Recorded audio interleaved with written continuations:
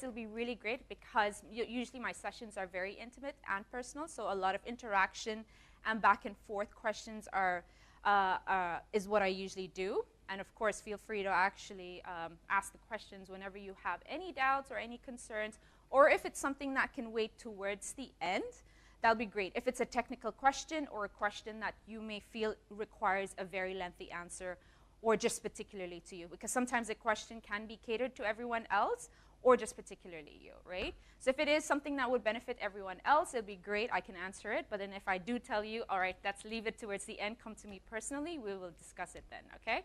But by all means, I'd love to have this bit of interaction, because with the interaction, we learn a lot more, okay? And the fact that when we learn a lot more, we can also apply what we learn, okay? So before I introduce myself, I would like those of you to actually, who are present here, to introduce yourselves first, okay? So this is what I usually do. I get to learn a little bit more about you, and you figure out what exactly you're going to be saying. I would tell you the 4 lines, okay? 4 or 3 lines, just to talk about yourself. It is your name, your profession, all right? If you own a camera or not, okay? If you don't own a camera, you can clearly say that you own a phone, okay, which has a camera, and of course, this is how you can vlog as well with the phone, right? And if you own a camera, can I assume everyone here is in the photography, videography field, or not in the photography? Everyone else is? Yeah, they're good. All right, so if you are in the photography or videography field, please let me know what your genre is like, okay? So is that something very simple to understand, right? Your name, your profession, if you own a camera or not, and if you are interested, actually. If you are interested in photography or in photography and videography, let me know what genre it is, all right? Great. I would like to start in from you, knowing that you're here, all right? I know these 2 already. So from you, I'll start from the Arabic side. So let's start from, okay? By all means, yes. Hi.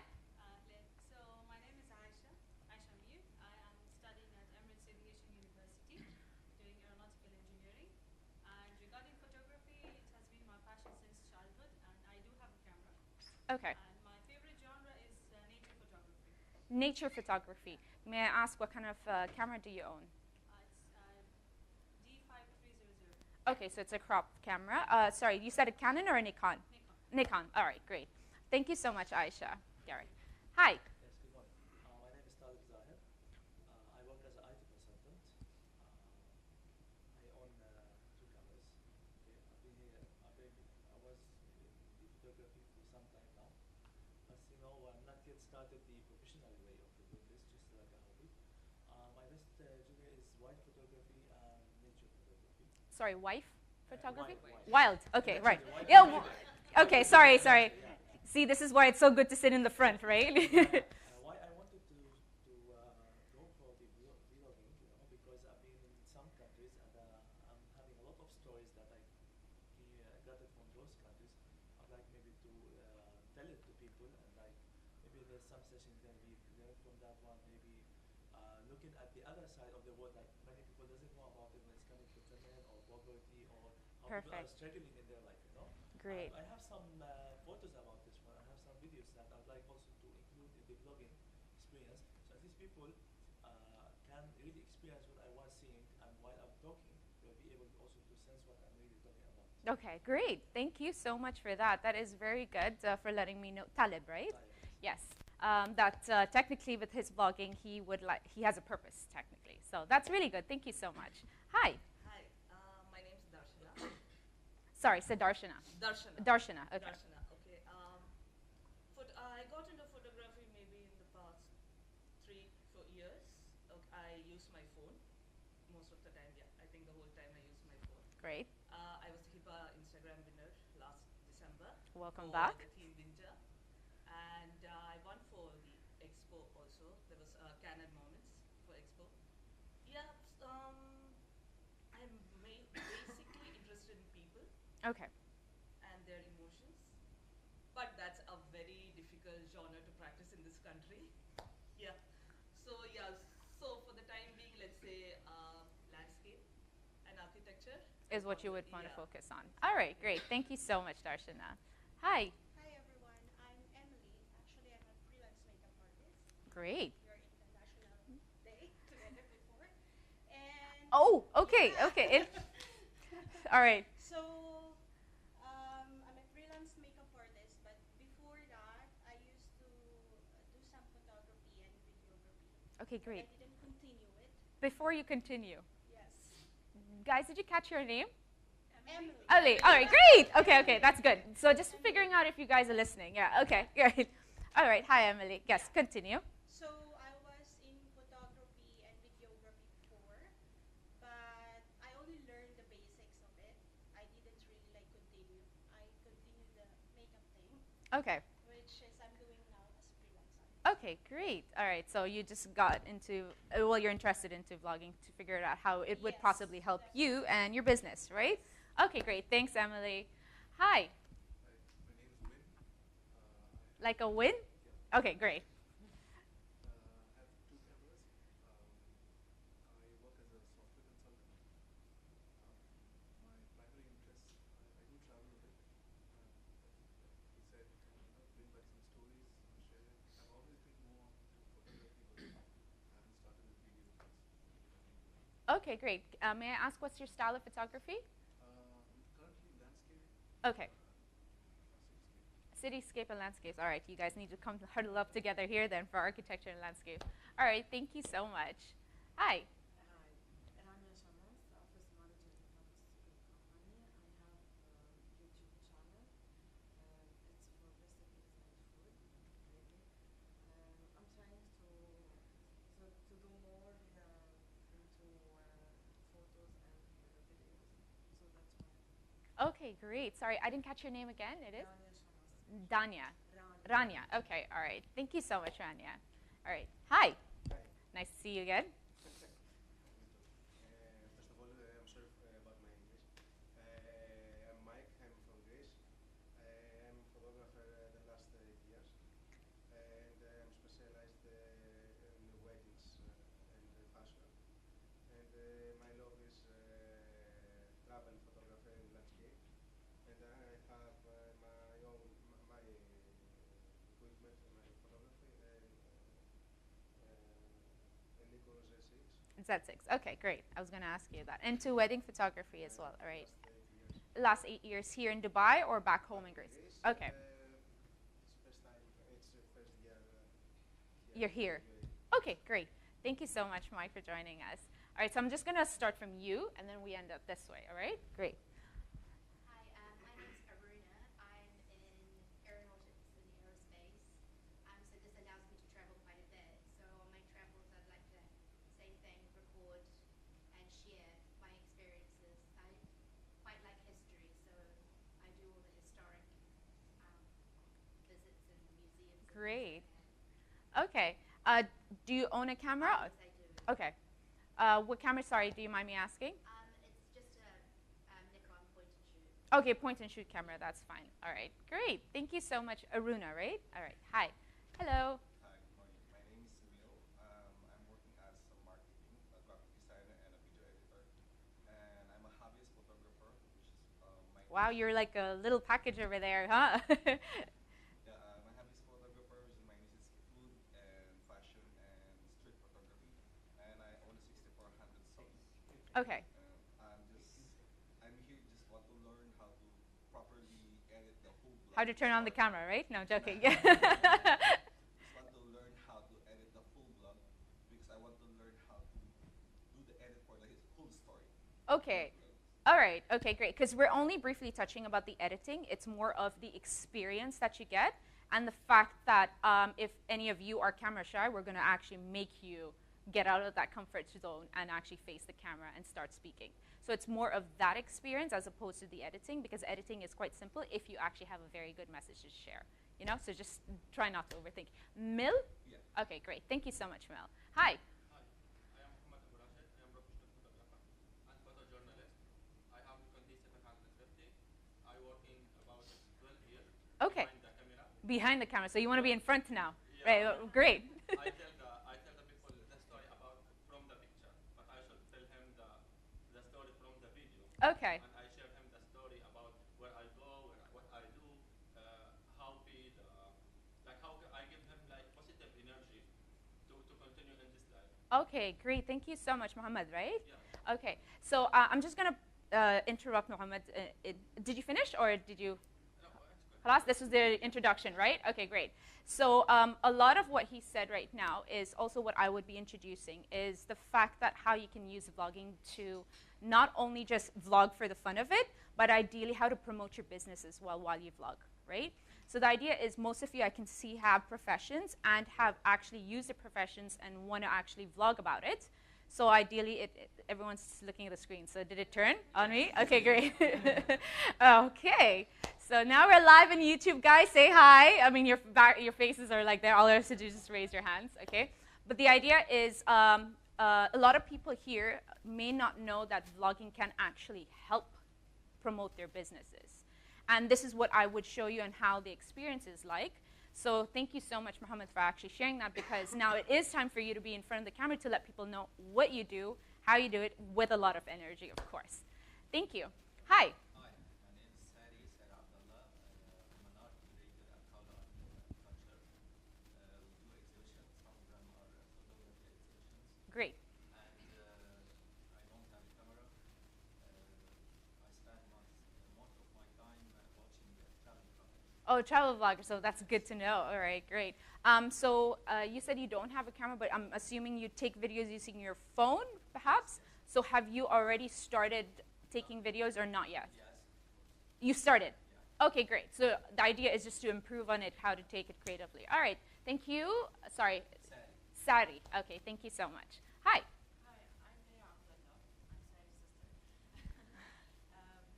I work at a digital marketing agency. Photography is my hobby. I don't have a camera now, but I'm using my iPhone. And I'm interested in vlogging. That's why. Okay, wonderful. Sorry, your name is again? Leah. Leah. Thank you so much for joining us today. Hi. Hi, my name is Anton, and I'm a student. I plan on going to university this year, and I do have a camera, 5D Mark II camera. Okay, great. And I don't have a genre. I prefer editing. Oh, you prefer editing. Okay, so the editors should sit together now as well, right? But okay, great. You say you like editing. What exactly do you edit then? I mean, you must have some particular videos coming in through. It's not editing. You said photography or videography? Both. Okay, great. So is it just people outsourcing work to you at the moment? Okay, great. So now I understand what your job's like. Okay, thank you so much.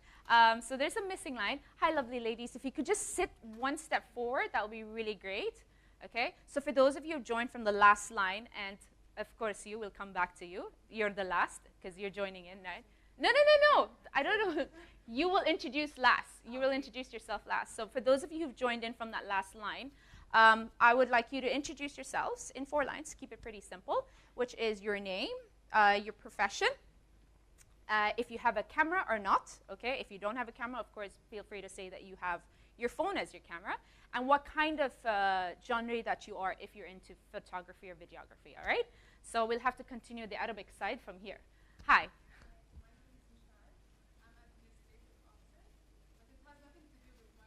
Oh, okay. Woohoo, look, there are 2 recipes accounts here. All right, yeah, okay. Oh, that's it. Okay, you're using your phone. Okay, great. May I ask the kind of genre that you're into, photography, videography, or, sorry? Oh, videography. So the kind of genre that you're into is food, I would assume, if you're making more recipes. Okay, great. Thank you so much. I didn't catch your name again. Mashahid. All right, thank you. Hi.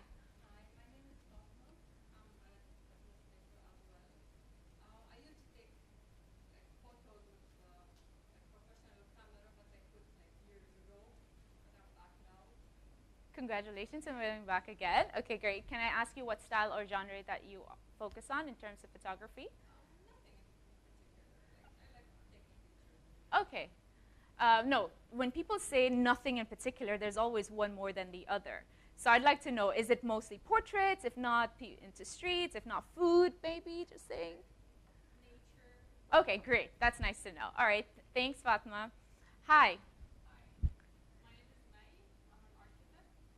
I have passion for photography since I was in school, and I like creating videos, capturing memories, and landscape. And I own a Nikon D200. D200, 3200. Okay, great. Thanks, Mai.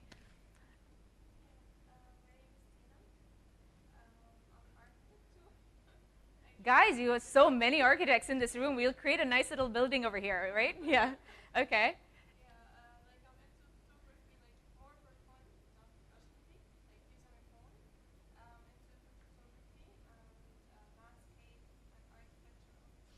Okay, go, of course.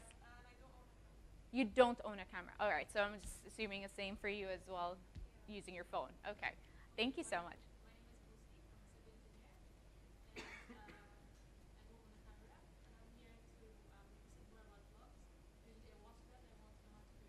Okay, great. That's so nice to hear. I watch them, but I want to learn how to create them. Great. Hi. So wait, you joined in. Do you mind sitting in the front because you just kind of immerses back into the darkness? I can't see you then at this point. You just kind of disappear with the chair. Yeah, feel free to come in the front here if you don't mind. Okay. So this way it'll be really great that both of you get to introduce yourselves since you guys joined in last. You know. So you first, and then her. Yeah. Hi. My name is Saleh, and I'm a freelance photographer. Okay. Landscape, astrophotography, and nowadays I do portrait. Okay, great. Saleh, don't mind me asking, what camera do you own? Sony A7 Mark III. Okay. So what brings you to vlogging and then? It's just to get knowledge from professionals. Okay, of course. Thank you so much, Saleh. That was a trick question, but you should know the answer, actually. All right. Hi. Hi, good morning. Good morning. My name is Omnia. I am a veterinarian. I work for Quality Assurance McDonald's. And for photography, I do portrait and travel. I want to learn vlogging to document my travels more. You want to learn vlogging to document your travels. Okay, so good that everyone wants to be a traveler at this point. You know, there's a lot of you here that actually want to do this for traveling. That's great. Okay, thank you so much. Anyone here who's joined in that I did not touch base with you? No one? Okay, great. So practically the main reason why I actually asked you to introduce yourselves was I'm pretty sure you may have picked up on their introduction more than the others. At least one person more than the others that you probably remember, right? Am I right? Yes or no? Yeah. Okay. Which is good, right? Because if it is most of them, right, if not one more than the other, but most of them, that means you guys are really good in introduction. That is what the essence of vlogging is. As long as you introduce yourselves really well here, I can expect the same when you do that in front of the camera, right? Because I just want to have like a raise of hands here. Those of you who are camera shy, because that's going to be you guys are going to be lying then if you guys are camera shy, but really good in it. Maybe to some extent, based on expectation from the other side who's watching you on the other side. Like, will I get their interest? Will the way I talk, whether the way I present, is it going to be something interesting? Or going to be like somebody who's like skip me, you know? Right. So it's about our perspective about the other person who's watching us. Great. Or maybe if in common interest, like if I'm talking about poverty or famine in somewhere, I don't care. For example, because some people doesn't maybe live it because like, I don't know, maybe you just skip it. So based on the interest, I believe, on expectation from the other side. Good. You already skipped halfway into my introduction in my presentation, to be honestly. Khalas, I'm done already at this point. No, but that's a good point because that is something that I will definitely cover. Okay, so I'll put a pin on you, and then once we get to that topic, we'll release that pin. But like I said, for those of you who actually introduced yourself with a lot of gusto and a lot of energy, understand that it isn't hard to do the same in front of the camera. Okay? Because ideally, if you are able to do this without a camera or behind the camera, some of you may experience a lot of camera shy, maybe stage fright or camera fright, either one of them. But the idea is that the more that you introduce yourself, that's so, so, so important. People get to know you just by introducing you, all right? So that brings me to my next topic. Let me just grab my little clicker. And thank you guys once again for introducing yourself. Now it's about time that I introduce myself. So who am I? I am Ellaine. I come all the way from Abu Dhabi, so I'm just glad to be here with you guys today morning. I drove in the morning at 6:30 in the morning, so good to see you alive and awake at the morning. I freelance in 3 particular activities, okay? So I'm a licensed freelancer that does hair and makeup. Hello there. That's how we met, okay? photography and videography, and also a branding consultancy for social media content creation, right? So I've been doing branding consultancy for the past, 6.5 years. That was my full-time jobs in an advertising agency. Up until then, I was also a marketing manager, and I decided, you know what, let me do something more fun, okay? Because instead of making my bosses richer, I want to make myself rich, right? So I decided, well, let's do this, and I jumped into the freelance boat, quit my 9-to-5 job, and decided to start everything, I decided to start freelancing technically. With that said, people go like, Ellaine, you're just way too all over the place. You do all three things at the same time? I would say yes. I do all three activities at the same time. How do I make this work harmoniously is because I have a particular niche. So now, going through the presentation, we'll find out how do we figure out who your niche is as well, right? So I have a particular niche, and I actually cater to this niche, and that's the reason why I'm able to do all three activities together harmoniously. So that would be hair, makeup, photography, videography, and branding consultancy for your social media. It isn't too far apart. It's not like me doing, I shall treat you for your diseases and make a video about it. No, that's not an entirely different scope, right? But the idea is that I am revolving around the whole creative session, right? And the fact that my style of photography is more on lifestyle and fashion, okay? So I deal with the whole umbrella of portraiture. I do a lot of weddings as well, so I do a lot of Arab weddings, if not a lot of Desi weddings as well. That's how I initially got into the field, okay? Started off by being a wedding photographer because that was also a niche, considered here we are in a very Muslim country, and female photographers can thrive in this industry as a wedding photographer or a wedding videographer here, right? So initially got into the field as that. And then, of course, quite recently, I've started delving into the community where I empower men and women to be the face of their brand, okay? So people who are scared to be in front of the camera, who have a brand that represents themselves, if not for a product, I empower them to be the face of their brand. So this may look like normal LinkedIn photos to you, but the idea is I do a lot of formal and casual approach. What that means is, yes, you have your formal photos that are for official LinkedIn photos, if not for presses, blog releases, all of that. And then you have a casual approach. What this casual approach is, I want to see your personality.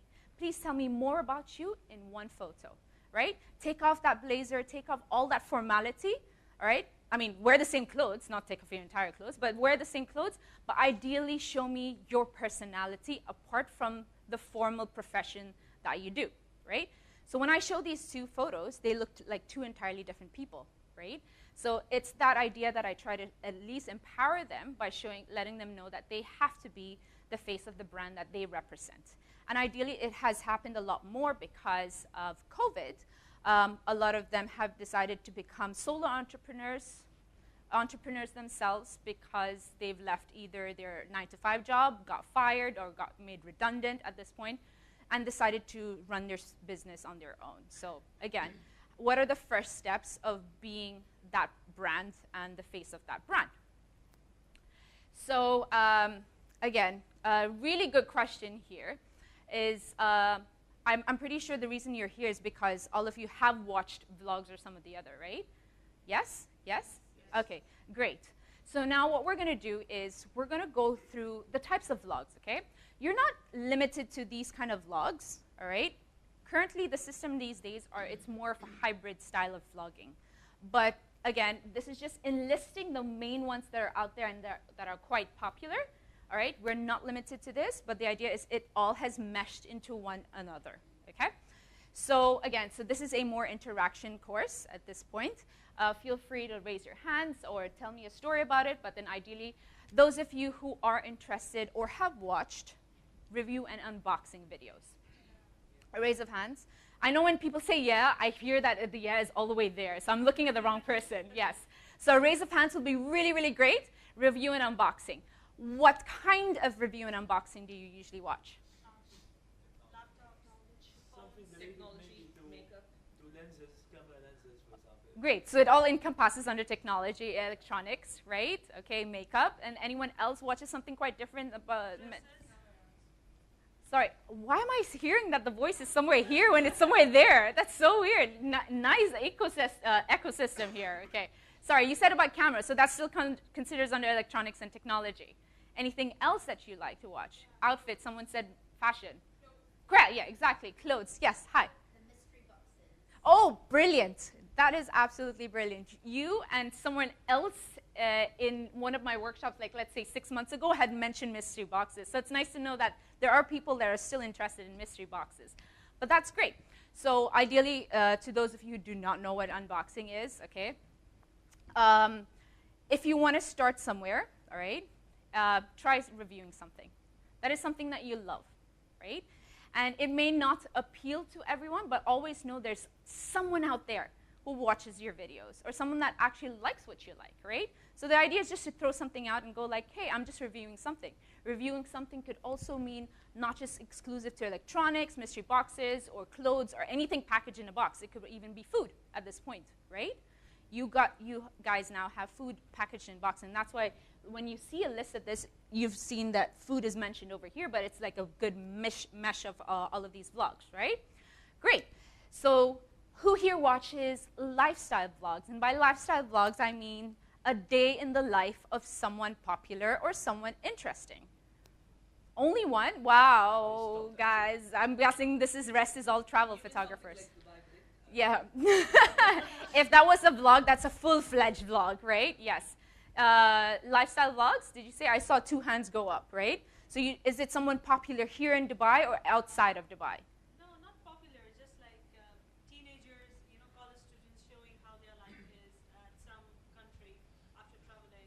Great. Anything and everything you do is a lifestyle vlog. That's why it doesn't have a particular genre, right? It could be anything at this point, and that's why it is a lifestyle vlog. So it just isn't exclusive of like who the person is. Anything and everything of that person's day in the life is considered a lifestyle vlog.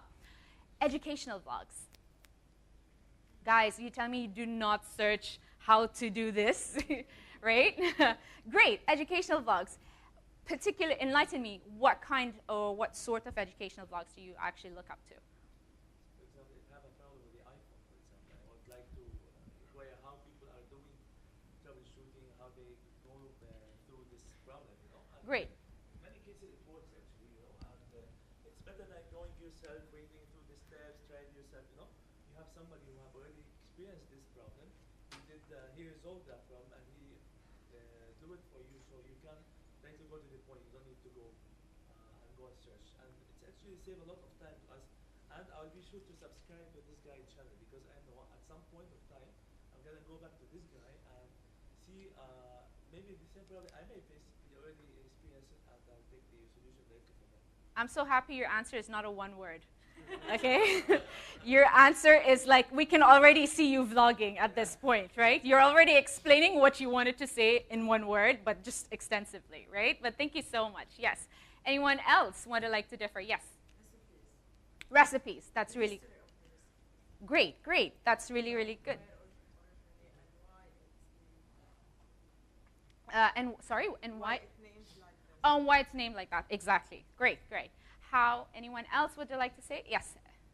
I like to read about the Arabic literature and the history of the Abbasid Ottoman Empire and how they're explaining about the culture, traditions, the science and arts in that era.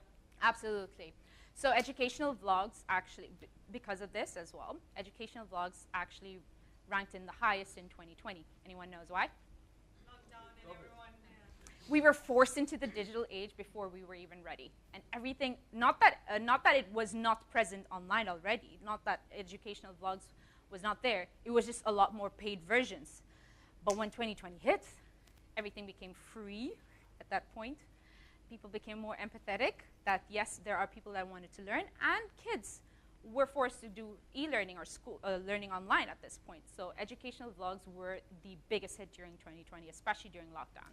People wanted to learn something new. I'm guessing people here became a baker. By all means, yes, exactly. If not, a cook, a baker during that. So don't tell me that you guys did not look up educational vlogs on how to cook. during 2020, right?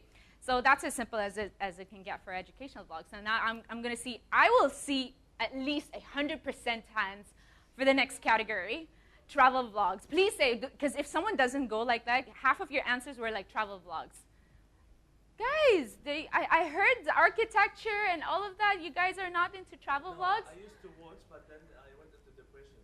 So very, very good. Like we're struggling here. Like, come on. But it's true. We all would like to travel, but we need funding, you know? Exactly. Yeah, but at some point, and also when it's too much to show from you travel, come on, I better to skip and unfollow maybe sometimes. For your own mental health, but that's true.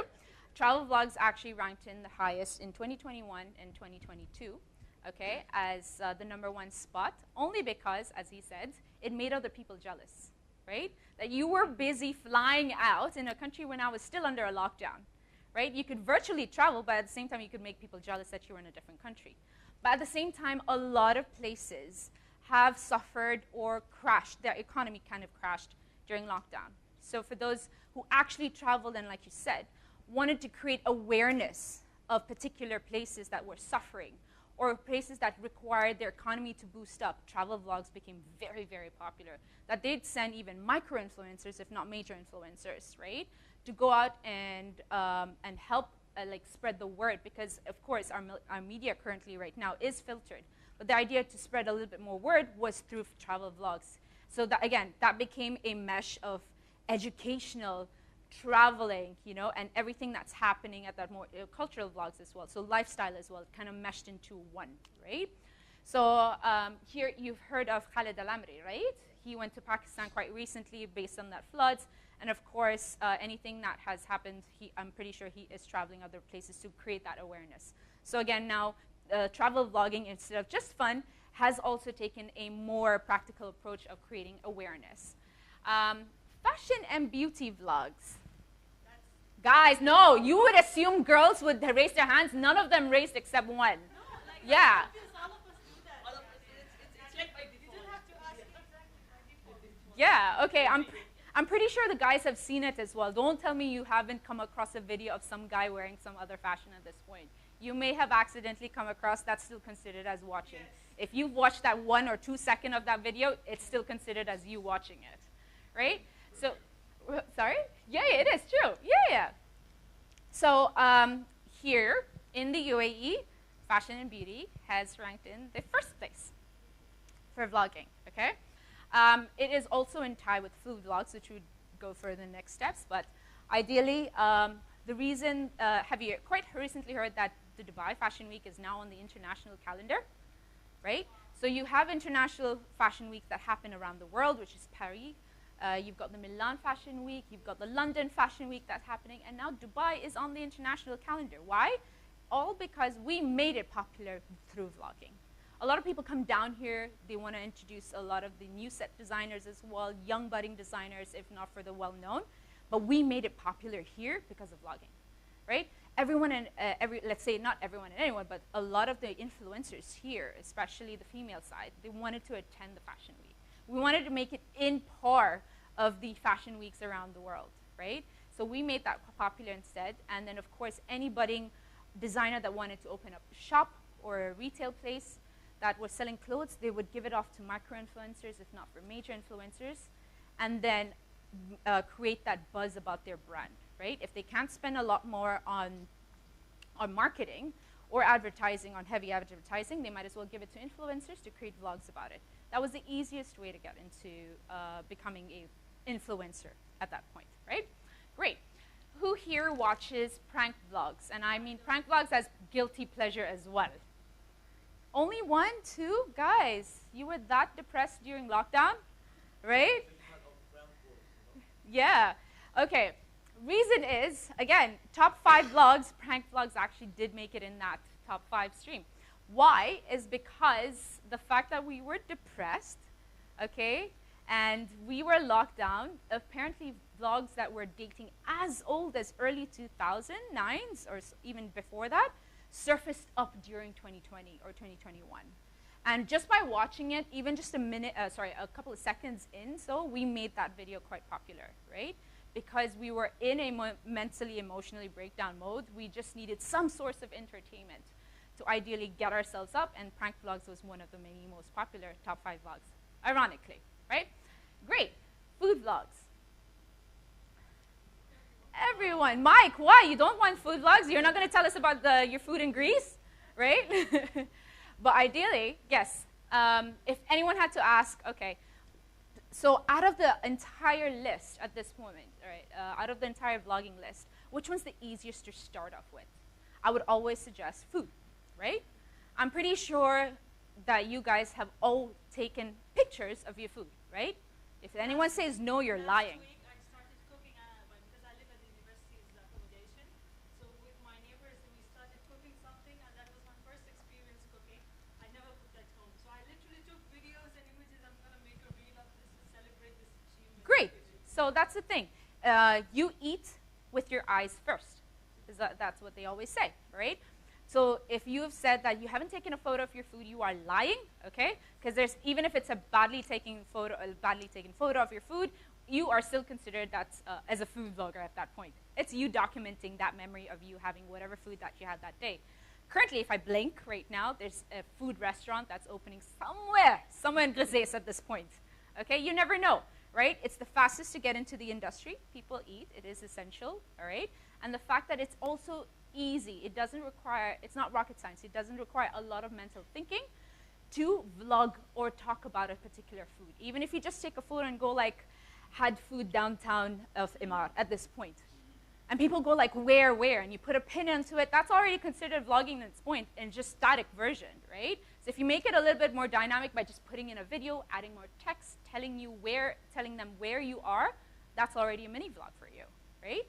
So this is the fastest way to get into vlogging, okay, for those of you who want to start out. And you can always try it out and see if your audience actually responds well to it, okay? Yeah, not too honest that you shut them down. Poor guy that they just started their business like a day ago, right? Exactly. Create a brand awareness for that, right? Family vlogs. Anyone here who watches family vlogs? And I do not mean Keeping Up with the Kardashians or Dubai Bling or no, not that, okay? Yeah. Let me rephrase the question because there's only 2 hands that I actually see. Sorry? No, I'm just talking about like family vlogs are Keeping Up with the Kardashians. So I'm just saying anyone else besides that, right? Wow, you watch a lot of vlogs, right? So maybe about like growing up with children, advising on how we manage life, all like exactly. So it could be educational and family at the same time that could have been meshed together, right? But ideally, if I rephrase this question, who here has watched cats and dog videos? No, come on, you do not? Not even any single one of the cats and dogs videos? Wow, you guys are serious, okay. So when I say serious, meaning you guys talk about more about your business, okay. Your fur babies are considered as family. If you accidentally came across a video of a cute cat just being cute or a cute dog just being cute, you made that cat your next millionaire at this point, right? So again, if it doesn't require a lot of rocket science, if you know that there are other people out there that post out cat videos and go like, no, that cat's not really cute, you know? Some people might find it cute. You never know who your particular niche is, right? All you have to do is take a video and try it out. Just see, okay, maybe this works. Cat videos or dog videos or pet videos technically work. And that also encompasses under family vlogs right there, okay? Sports vlogs. Anyone watches sports vlogs? Oh, I was hoping like a more serious crowd at this point. Not too much. Yeah. So you two are right in the front, huh? Every vlog list right there, every category, your hands are up. So that's really good. Right. Can I ask, do you know the reason why sports vlog got so popular in the last 2.5 months? Like it literally skyrocketed amongst them. Exactly. The World Cup, right? It was as simple as putting out the next animal, predicting the next match, okay? Right? It's true, because you're laughing. You're laughing because you watched it, right? Right? All of it. All the possible animals that predicted the next match, that still came under sports vlogging, okay? Or a random person on Twitter just telling you the news update or their assumed next prediction at that point, right? So sports vlog, because of FIFA, skyrocketed in the last few months, okay? And very, very popular in 2022, my bad, okay? And of course, anyone that was anticipating getting into Qatar at this point just made it too popular, like, guys, this is me just getting into this one, and you've heard a lot of issues and good stuff about it. So that's how we made sports vlogging a pretty more popular, even if it was just talking about what just happened to me, even if I entered or not, you know, in that venue. Great. So the last one on the list is do-it-yourself vlogs. Anyone here watches DIY vlogs? Wow, so that's good. That is absolutely good. That's a good raise of hands for those of you who actually watch DIY vlogs, okay? May I ask, what do you search for in DIYing? Not searching for something. I just follow a couple of channels and I follow up whatever they post and I just realize, oh, this I should do this. I like this. Right. Random stuff. Anyone else would like to tell me what they search out? I know your answer is going to be very long, all right? I will let, these two are going to be very fast, okay, so don't mind me. Yes, there. Great, exactly, IKEA hacks. And IKEA hacks actually, now they've started making a little bit more family-oriented vlogs, or originally started off with DIY vlogs, right? That's absolutely correct. Anyone else? I did see a raise of hand, and then we'll come back to you, Talib.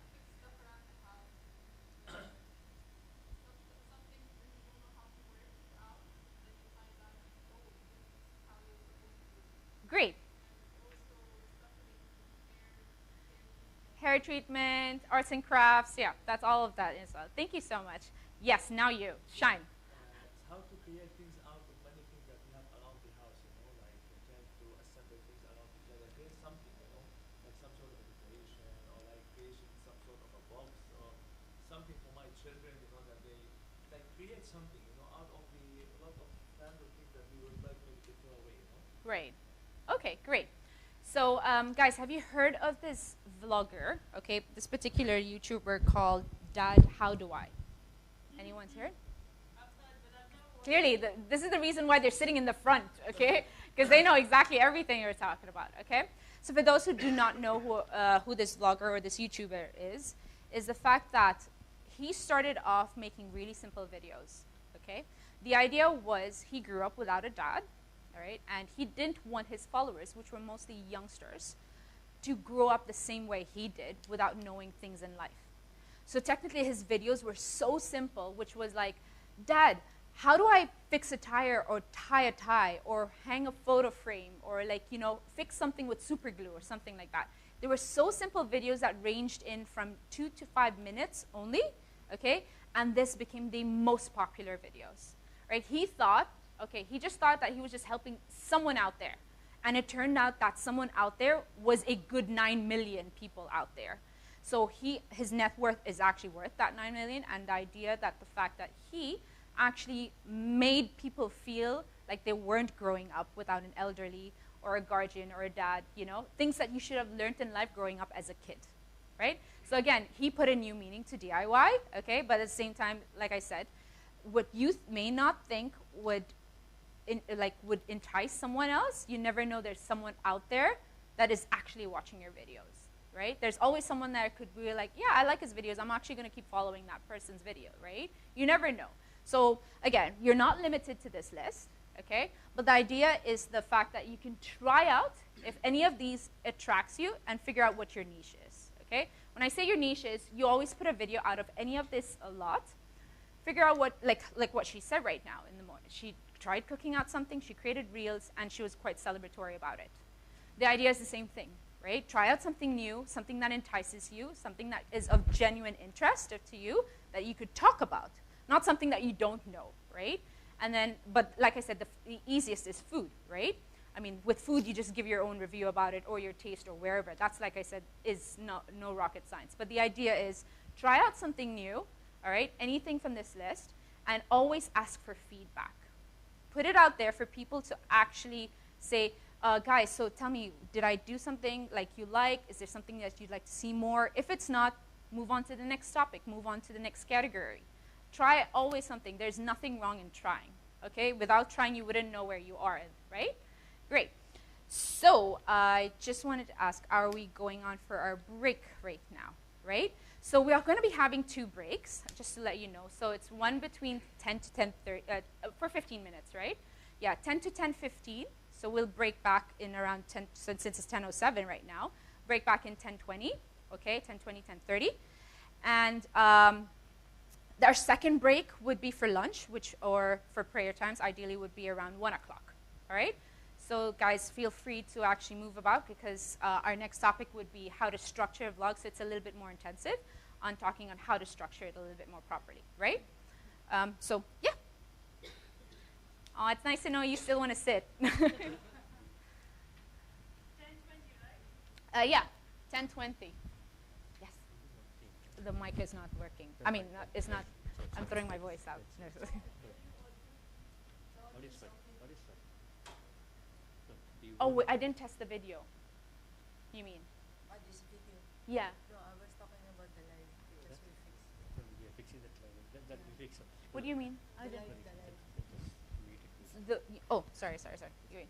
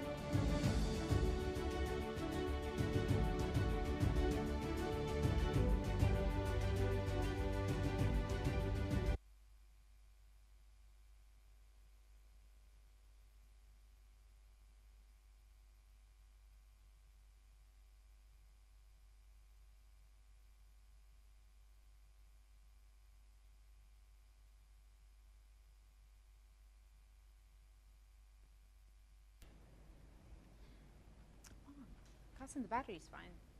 Is that It's fine, okay? right? Yeah. Yeah. Okay, great.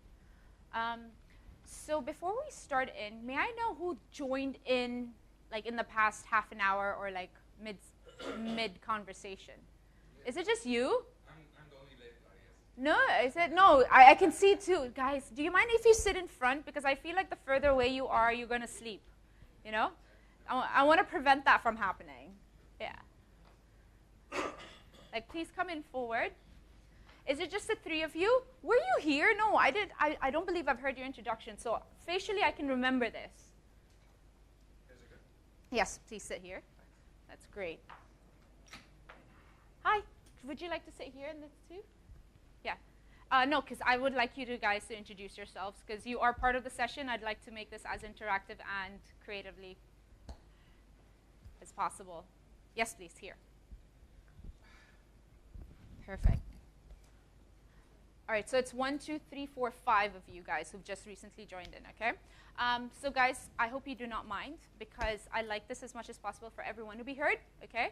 I'd like to give them a chance, for those who actually did arrive in quite late, to introduce themselves as well. So this way we hear not just their names, but introduce their story as well, at least the surface level of their story. And this is ideally what it's nice to be about, because I'll let you know a little bit more about the agenda. Is before we break out to lunch around between the 1 o'clock to 1:30 frame, we would be covering in topics of light, okay? And I work very closely with Nikon, and Nikon has been generous enough to hand out 13 of these vlogging cameras for those of you to try them out, okay? So yeah, I want to make sure that everyone's here. That's nice. You guys created yourself a section over here for the latecomers. All right, great. So if you can introduce yourselves, okay, because it'll be really nice to know, because towards the later part of the afternoon, around, I believe from 2:30 onwards, after lunch, you guys will be vlogging. All right, so whatever you've learned right now, I have no idea why you're smiling, because are you scared to vlog or not? This is what I was wanting to know, okay? So within the 2:30 to 3:30 frame, okay, we would be using that time frame to actually vlog whatever we can in this level of the floor.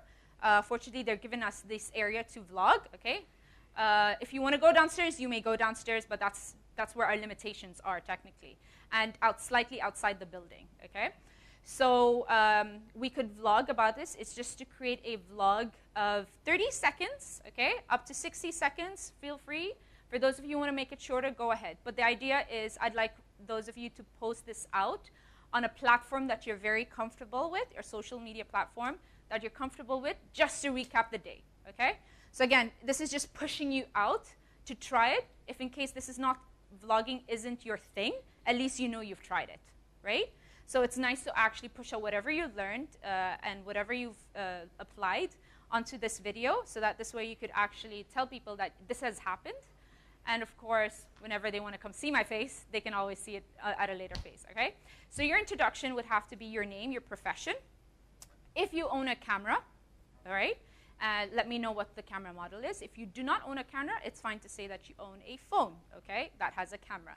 And what style or genre of photography that you're into, or videography as well, right? So yes, I'll start off with you, because you will lead the pyramid upwards. Okay. Yes.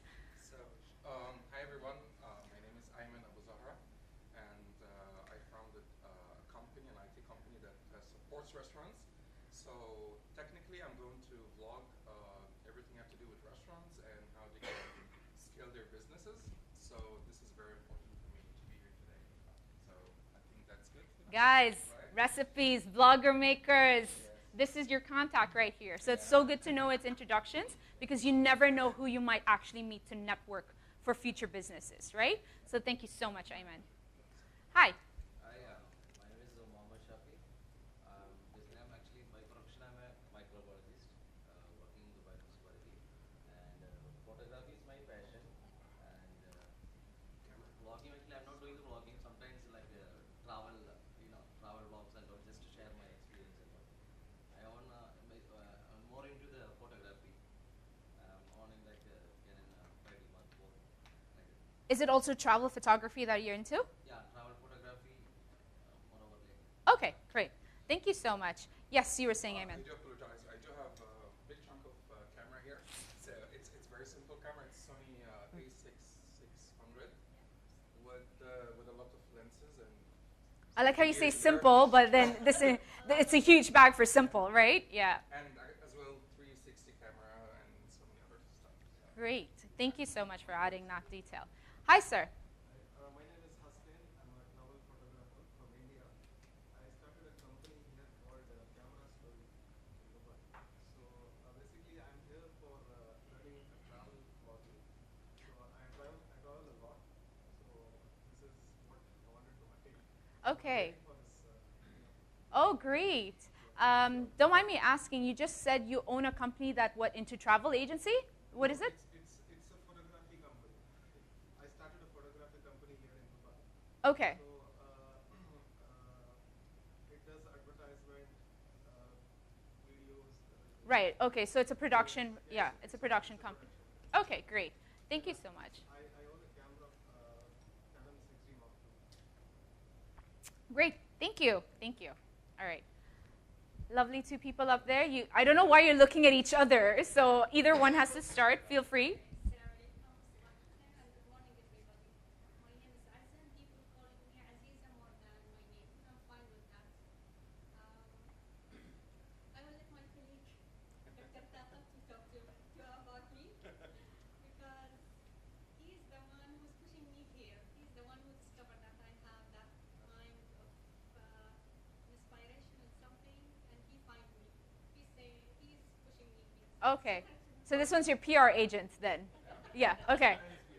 Okay. My name is Dr. Ibrahim, and we are, as you say, travelers and bloggers stuff. We own a company. We basically design website. Sorry, you own a company that. We basically design build application stuff. So from last year, we were into helping other small SMEs with low budget to come up with their get the business online. So coming here was our intention to bring all of those cases online through blogs and tell their story. What do you call it, success story, and share with people that how they came from nothing to something online. All right. Thank you so much. Sorry, I didn't catch your name. Tahib. Okay, great. Okay, great, Tahib. No. That's fine. So, guys, you've heard he owns a production company as well that helps vloggers kickstart their career at this point, right? So that's really good to hear, actually. So, those of you, I'm glad. Thank you so much for introducing yourselves. Ideally, this point of introduction, okay, will come in handy towards the end. Okay, I only say this because just by introducing yourself, I can already read your energy and your vibe, all right? And this sets the tone for how you're going to introduce yourself, be it off camera or on camera, right? Because you know how they say that when you meet the person for the very first time, your introduction is, your first impression makes a big deal, right? So ideally, this is what it is, okay? Towards the end, we are all going to be coming up on stage one by one, okay, since this is a very nice small group, okay, that we would reintroduce ourselves, okay, with a purpose of what you were doing here, rather, okay? So however you've introduced yourself, you may want to consider, or reconsider rather, how you introduced yourself initially in the beginning, when we started out, or change it up when we actually do it again, okay, when we reintroduce ourselves. So I want that to be a more memorable first impression, because they always say that making a vlog is quite easy, but introducing yourself or being your face in front of the vlogs is the most difficult part. And ideally it is, okay, because not many people have that charisma or that energy or that confidence, rather, let alone that confidence, to be in front of the camera, and this is what we're here for. So we will do a mini confidence session, all right? Ideally, I'd love everyone to, since we have the time, everyone to be participate and encourage each other, because like for some of you, it might be your first time or your millionth time at this point, okay? And for those, ironically, I've even come across with people who were way into YouTubers, like massive YouTubers, and they still struggle to be in front of the camera, in front of a bigger audience, because it was just them and a camera alone, right? They were just talking to a camera, but ideally talking in front of an audience, in front of a camera, was a big thing for them. So we want to just get out of that fear, get out of that comfort zone and shell, and try that reintroduction again, okay? So that's ideally what the agenda is for today, and I hope all of you get to stick around. Yes, will you guys stick around for this? Because ideally, this would help you know how to let people vlog for you, if not vlog on yourself, vlog by yourself, all right? Great. So how I usually do my vlogging process is I come out with a kitchen sink is what I call it, how you stack those little dirty dishes. Each of these dirty dishes has a particular process that I go through. It's not like I wake up one day and I go like, yes, I'm going to vlog, but I have no idea what I'm going to be vlogging about, right? So I'd be like, I need to have a proper flow of what I need to vlog about. And usually writing out things, digitally putting them onto your notes onto your phone, or simply just scribbling something graphically can help me map out what my idea or the flow is going to be about my vlogging, right? So what I'm going to be sharing to you is the aspect of how vlogging has helped me with my business, rather. So how does vlogging help me introduce the person that I am, or understand the person that I am and my business activity, right? Because I will reintroduce myself again for those of you who just came late, all right, towards the part that it will be crucial. But ideally, a lot of people say that I am a one-stop woman shop, but can't understand what I do. And just simply by putting out a vlogging video about what my business is and what I do, people can understand that visually, because it helps them understand things when they see it, right? So first of all, I figure out my first process is, am I working with myself? Am I working with a subject? Am I working with a brand that is a product, or yourself, okay? Or a person that is a brand? I'll try to figure out who is my subject, right? So that's my first on the list. And then my second process would be, what kind of gear? What should I consider into creating this vlog? Should I be using my phone? Should I be using a camera that I'm given to? Okay, like perhaps this camera, a vlogging camera right here, or a full DSLR at this point, or a mirrorless at this point. I have to figure out what my gears are at this point. So you know how travel vloggers usually like to carry the lightest and the most compact version of their camera. And the phone is always your best option, right? But ideally, if you are gifted or given the opportunity to come in with a travel camera, by all means use that, right? People want better quality. People love to watch photos and videos. Yeah, exactly. View photos and videos with the highest quality and get drawn into it, right? So of course, I have to figure out what is my gear setup.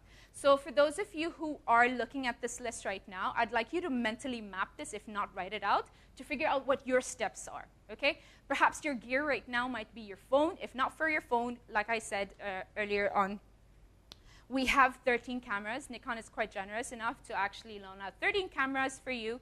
The vlogging one, particularly called the Nikon Z30 camera, that you can get to try within the vicinity, all right? So if in case you've bought your own cameras, by all means, put that under the list of what you would like to consider for your gear setup, right? And then, of course, finding inspirations, right? So this is something that you would usually do at the back end, okay? But when we go through this, I will help you go through this entire process step by step, so you can understand how to map out your flow for a vlog, right? So I find out my inspiration, and I figure out, okay, where am I going to look at this inspiration from? Is it from the internet? All right? Is it just simply on Instagram? Is it, where am I finding my inspirations? From TikTok, Snapchat, all of this, right? So have any of you here heard of Pinterest? Great. Okay, so because I can't assume it, I always have to ask questions, right? So Pinterest is that source of inspirations, be it just for photos and videos now, okay, because they've integrated videos, especially for stuff that you need to look up for posing, if not for posing, inspirations on colors, how to put things together, DIY stuff. That's exactly what you look up for inspirations, right? So figure out what your inspiration is. If it's not the vicinity that you're in, figure out what your story is going to be all about. That's what your inspiration is, right? And then content mapping. So I do an in-depth study of, an in-depth workshop, sorry. I do an in-depth workshop on content mapping where I teach people how to plan out their content, okay? So just to put this and generalize this easier is the fact that what kind of content are you making, all right? What type of content? Are you making a photo? Are you creating a video? is what format is it going to be? Is it going to be in Reels that is up to 30 seconds or 60 seconds? Is it Stories, which is 24 hours, or My Days, right? Are you creating, well, what kind of content is it? Is it a photo or a video? Where are you going to be posting it? Is it on Instagram, Snapchat, TikTok, all of these platforms on social media? And then, of course, figuring out what the frequency of your posts are. Are you going to be posting once a day, every day, right? Or are you going to be posting twice a week or once a month? It really depends on how active you are on social media and how frequent that you want to post out your content, right? And under this category, if I have to delve into it a little bit more, there are people that I have come across where, especially for, remind me, digital content creator, Lisa, right? Yeah, who have to map out every single day what they need to post. Correct me if I'm wrong, right? That is what brands are now these days. They want to come up with content every day, just flood you so that they become relevant in your mind. Same thing goes with the vlogging, right? I mean, you might as well not vlog every day, but the idea is how frequent would you want to put out your vlogs, right? Because quite recently, a famous YouTuber called Casey Neistat came up with a video that mentioned vlogging every day has died out, right? It used to be the thing, okay, early 2000s up until when the pandemic happened. And then it died out quite recently, right? Because there was not enough content to keep pushing, and everyone, it just kind of sacrificed on their mental health on what to post next. So with the idea of content mapping, it helps you map out what content that you need to post in a day, and this is a very tedious process of what your topic is going to be about, right? Okay, and then I can show you a brief preview of what that is, but of course understand that content mapping is so extensive, especially when you get into vlogging and you need to figure out what topics that you are going to be vlogging about when you create a niche or a topic, right? And then, of course, I have to figure out where is my location. I have to do a recce. I have to scout out the best locations for my vlog. Is it indoors? Is it outdoors? Is it in a building? Is it in this ambient room itself? All right, great. And, of course, consider the lighting framework that I have with me. Am I using the ambient lighting of this given room? Am I using any of the LED lights that are presented in front of me at this point that I've set up? Or am I using God-given natural light outdoors, right? Am I shooting outdoors? And what time of the day am I going to be shooting outdoors if I'm going to be using natural light? Am I shooting during sunset? Am I shooting during the morning sunrise? Am I shooting during midday? So I have to figure out I have to take into consideration what my lighting framework is. And then, of course, the fact that is editing and upload. So for those who like editing and upload, there are two people in this room who are editors. Apart from you guys, okay, do any one of you here enjoy your editing process? Do you guys edit and enjoy your editing process? Right? That's good. I edit, but I don't enjoy. Right. Why don't you enjoy? I love taking pictures, but editing that, the lighting and I have to trim the videos, add transitions, add dash. It takes 10x more time than shooting that footage. Right. Because of the new videos and the styles that we've seen these days, people come up with the most outrageous kind of transitions and editing right now, right? So you get pretty overwhelmed. The more that you see, the more that you actually get inspired to try it out, right? But in this case, if you're starting out or midway, I would say, your best editing has to keep it quite simple, right? As long as your message is pretty strong, straightforward to the point, and is out there, keep your editing very simple and don't overthink it, all right? Uploading is another process where people go like, no, I didn't like my edit, so I have to re-upload it or upload it. That's on you, okay? But the idea is to keep it simple and just edit and upload, all right?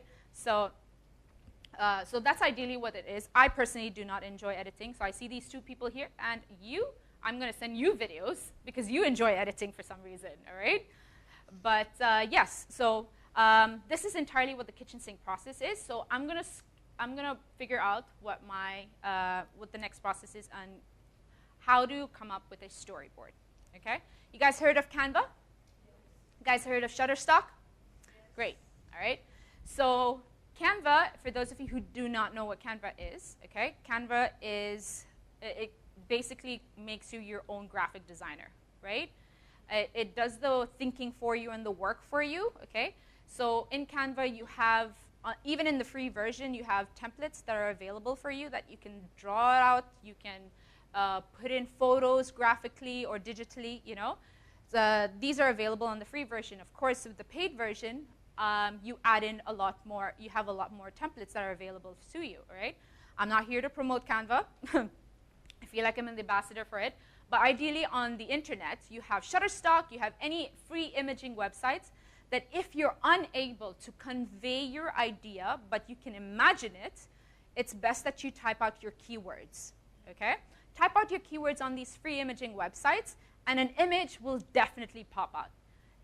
It will not be as 100% close to it, all right? But ideally, the idea that surrounds that idea, okay, would be available online for it, okay?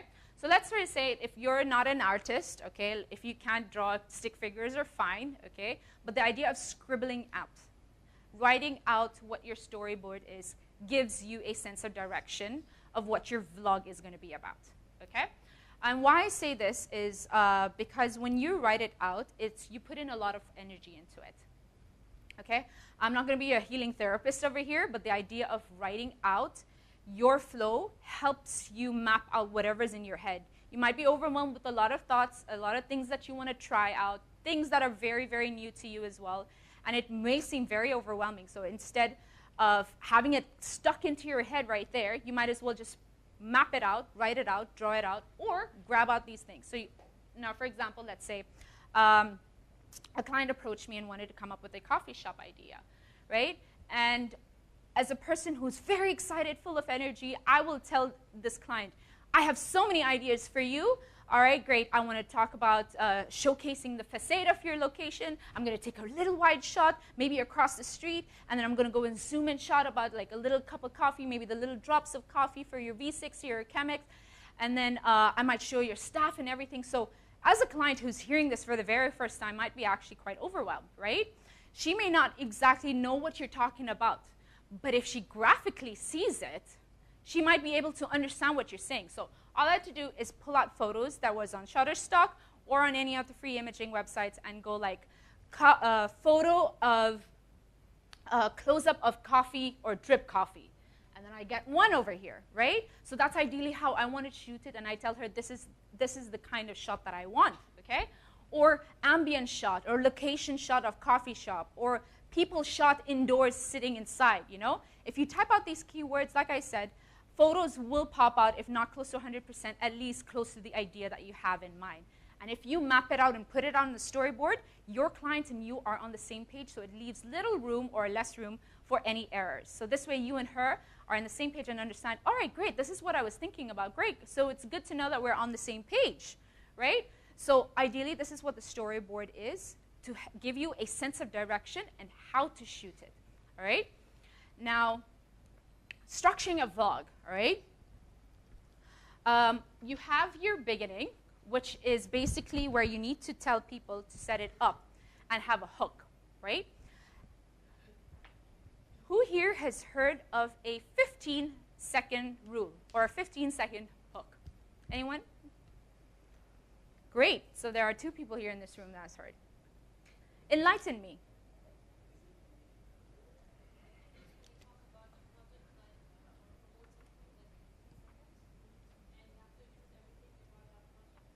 Okay, so I'm just going to recap what she said.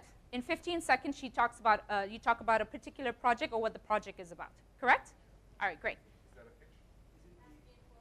What's that? Is it the first duration of the video that will make us know whether we're going to continue the video or just going to skip it, or maybe catching the interest, or whether I need to really watch it? Is it interesting to continue watching it, or it's like maybe it's boring from the beginning, just skip it? Guys, you heard it, right? I'm not going to repeat that entire line, right?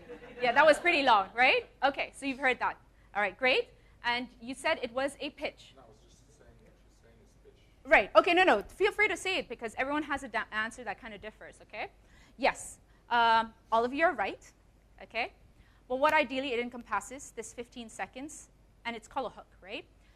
You need to hook your audience or your followers, whoever is watching, in 15 seconds or less with what you're doing, where you are, who you are, and what is the purpose of it in the first 15 seconds. It is a pitch, okay? Think of it as like an elevator pitch of 15 seconds. But in the first 15 seconds, if you're not able to hook that person or your audience's attention, consider your video ignored or scrolled over, right? So I just combined all of your answers together. Congratulations, you got it right, right? Ideally, I would like to emphasize on this. Not many people know this or is shy about the fact that in 15 seconds, or the first 15 seconds, I would always like to encourage people to use their face, okay? Be it the first 5 seconds or the first 10 seconds. For those of you who are camera shy, I would love for you to encourage, I would love to encourage you to actually show your face in the first 15 seconds or 10 seconds of the video. Why? Because your biggest engagement is your face. Anyone here would like to disagree on that? Yeah. Right? It depends on the content. No, it doesn't depend on the content, okay? Regardless of the content, actually. If people see your face, you already have a set audience. You already have a set support group, which is basically your family, your friends, and whoever your followers are, right? So if they always see your face, you create curiosity. And when they create curiosity, you create a personal connection to your audience. They are always curious to know what you want. And this is why I always suggest or encourage that people, if you're camera shy and you don't want to show your face, okay, always try to do at least the first 10 seconds to just show your face, explain what this is, and then do the rest as B-rolls, right? Idea is because if they see a video, all right, and this is, again, very debatable, though. If they see a video that doesn't have a face, they will watch it or not watch it. But if we're talking about your own support system, your friends, your family, and your audience, if they see your face, you already created curiosity by just showing your face out, all right? And ideally, that is how you usually start your vlogs. People go like, hi, guys, I'm here in front of the camera, like whatever I am, and I'm going to be talking to you about what this is today, right? So of course, if your first 15 seconds of your hook is going to be very lively, okay, it would encompass what that entire video or that purpose is. So if you go like, hi guys, I'm Ellaine, and I'm here today at Imar's building or at HIPAA, okay, and I'm going to be doing a vlogging session from 9 to 10 o'clock, something like that. Did I say my name? Did I tell you where I was? Did I tell you what I was doing? That's the purpose. Nail it down in 15 seconds or less so that people will figure out if they need to watch the next 15 seconds or not. Right? Did everyone understand that? Great. All right. So I would love for you guys to actually try that out today. Okay? And by trying that out today, you could either post it on stories, because stories, that's your first baby steps if you want to try it out. It has a 24-hour time frame. So if people missed it, they missed it. If people have watched it within the 24 time frame, 24 time mark, they can let you know if they liked it or not. All right? I mean, you have people that can comment, right? Give you feedback. If not, react. So you know that people have watched. Now, these days, you can actually tell who has watched your videos, right? In stories, you can map it out, who's watching your videos. Even if they skipped it or not, they still watched that first couple of seconds, whether they liked it or not. That's still something that you could use to gauge whether your video was seen or not, right? So ideally, if you try it, I know you're still debating whether you should show your face, because I'm probably guessing you make recipes without your face, right? Right, as a YouTube. But understand that when you do show your face outside, because people, you're creating curiosity right now. There will come a point where people want to know, who is this person behind this brand or this recipe or this channel, right? And if you create that curiosity and they see you, they go like, that's already a personal connection already created, right? So in your beginning video, always let people know who you are, where you are, what are you doing, and everything else is what the purpose is about here, okay? So this, please understand that the hook, I'd love to see your hook. That is what we would be doing today as part of the confidence session, okay, is to see how well you nail your hook, all right? How well you nail your hook as well under pressure, okay? And then, of course, you have your middle part of your vlog, which is what your journey is about, okay? and then you talk about the climax of it, the purpose, the main purpose of it. That's what your whole video is about. It's not like you're going on a hike, and then all of a sudden you're just telling people, all right, guys, I'm on 400 kilometers upwards at this altitude. I'm just going to keep going. I'm going to go. And your climax is nowhere. If you just see, all right, guys, it's 15 minutes into the video. I'm still climbing. OK, guys, there is no climax in that, right? But of course, if you have a climax in the middle of the video, go like, I'm at the top of the view, and I see an amazing, astounding landscape in front of me. I hope you guys are here to witness this or share this moment with me, right? That's your climax, right? And then, of course, in the end, you just wrap it up really nicely. If you want to talk about asking for feedback. Guys, did you enjoy that video, right? I'm pretty sure you've seen videos that ended it with, guys, if you enjoyed that video, please comment below and let me know how you actually felt about the video, any likes or subscribes, any likes or dislikes about the video. If you do like your video, like and subscribe to it, right? And they kind of rush that out in the end because that is still very important. But for those who've constantly practiced it out, it just comes with the blink of an eye. Like they can say it blindfolded and go like, yeah, that's it. But does it make a difference? I mean, it's so often heard. The like and subscribe. Yes. It does make a difference because you know how you tell people that in order to learn something, it has to be repetitive and it sticks to the back of your mind, right? So if someone wants to hear your name, and this is why I've done this as well in the introduction where I ask your name towards the end. I'm sorry, did I get your name right, right? It's the exact same thing of repeating it towards the end that it sticks to the back of your head and you won't forget it in a way, right? That's why they rush it out to the end, because they flawlessly mastered it, okay? For those of you who haven't, you will take your time, of course, okay? But the idea is when you always ask for feedback, it helps you as a creator to refine your video. If not refine your video, figure out what your next niche is or your topic about. Always put out feedback so you know if it sticks with the audience or not. Because in the end, what are you doing? What is the vlog's purpose? Is it to let people know, create brand awareness, or is it just you having fun? Right? Sorry, you were saying, I cut you off, sorry. I read an article about this. It's really important to remind people to do their last action because technically your brain is always programmed to skip to the next video, and even if you like it, you forget to click on the Correct. like button. So it's something like that. I'm pretty sure that by the time you reach the end of the video, you already knew what that person is going to say. So you skip the video because you've watched a couple more videos of that person, right? That's the same logic. Yes? It's also about the message that you may give at the end, you know. If you like the video, please like and subscribe because this will keep me moving on, keep supporting me. So you realize that, okay, you know what, I have benefit from this video, so he deserves a like because I got something from that video. Right.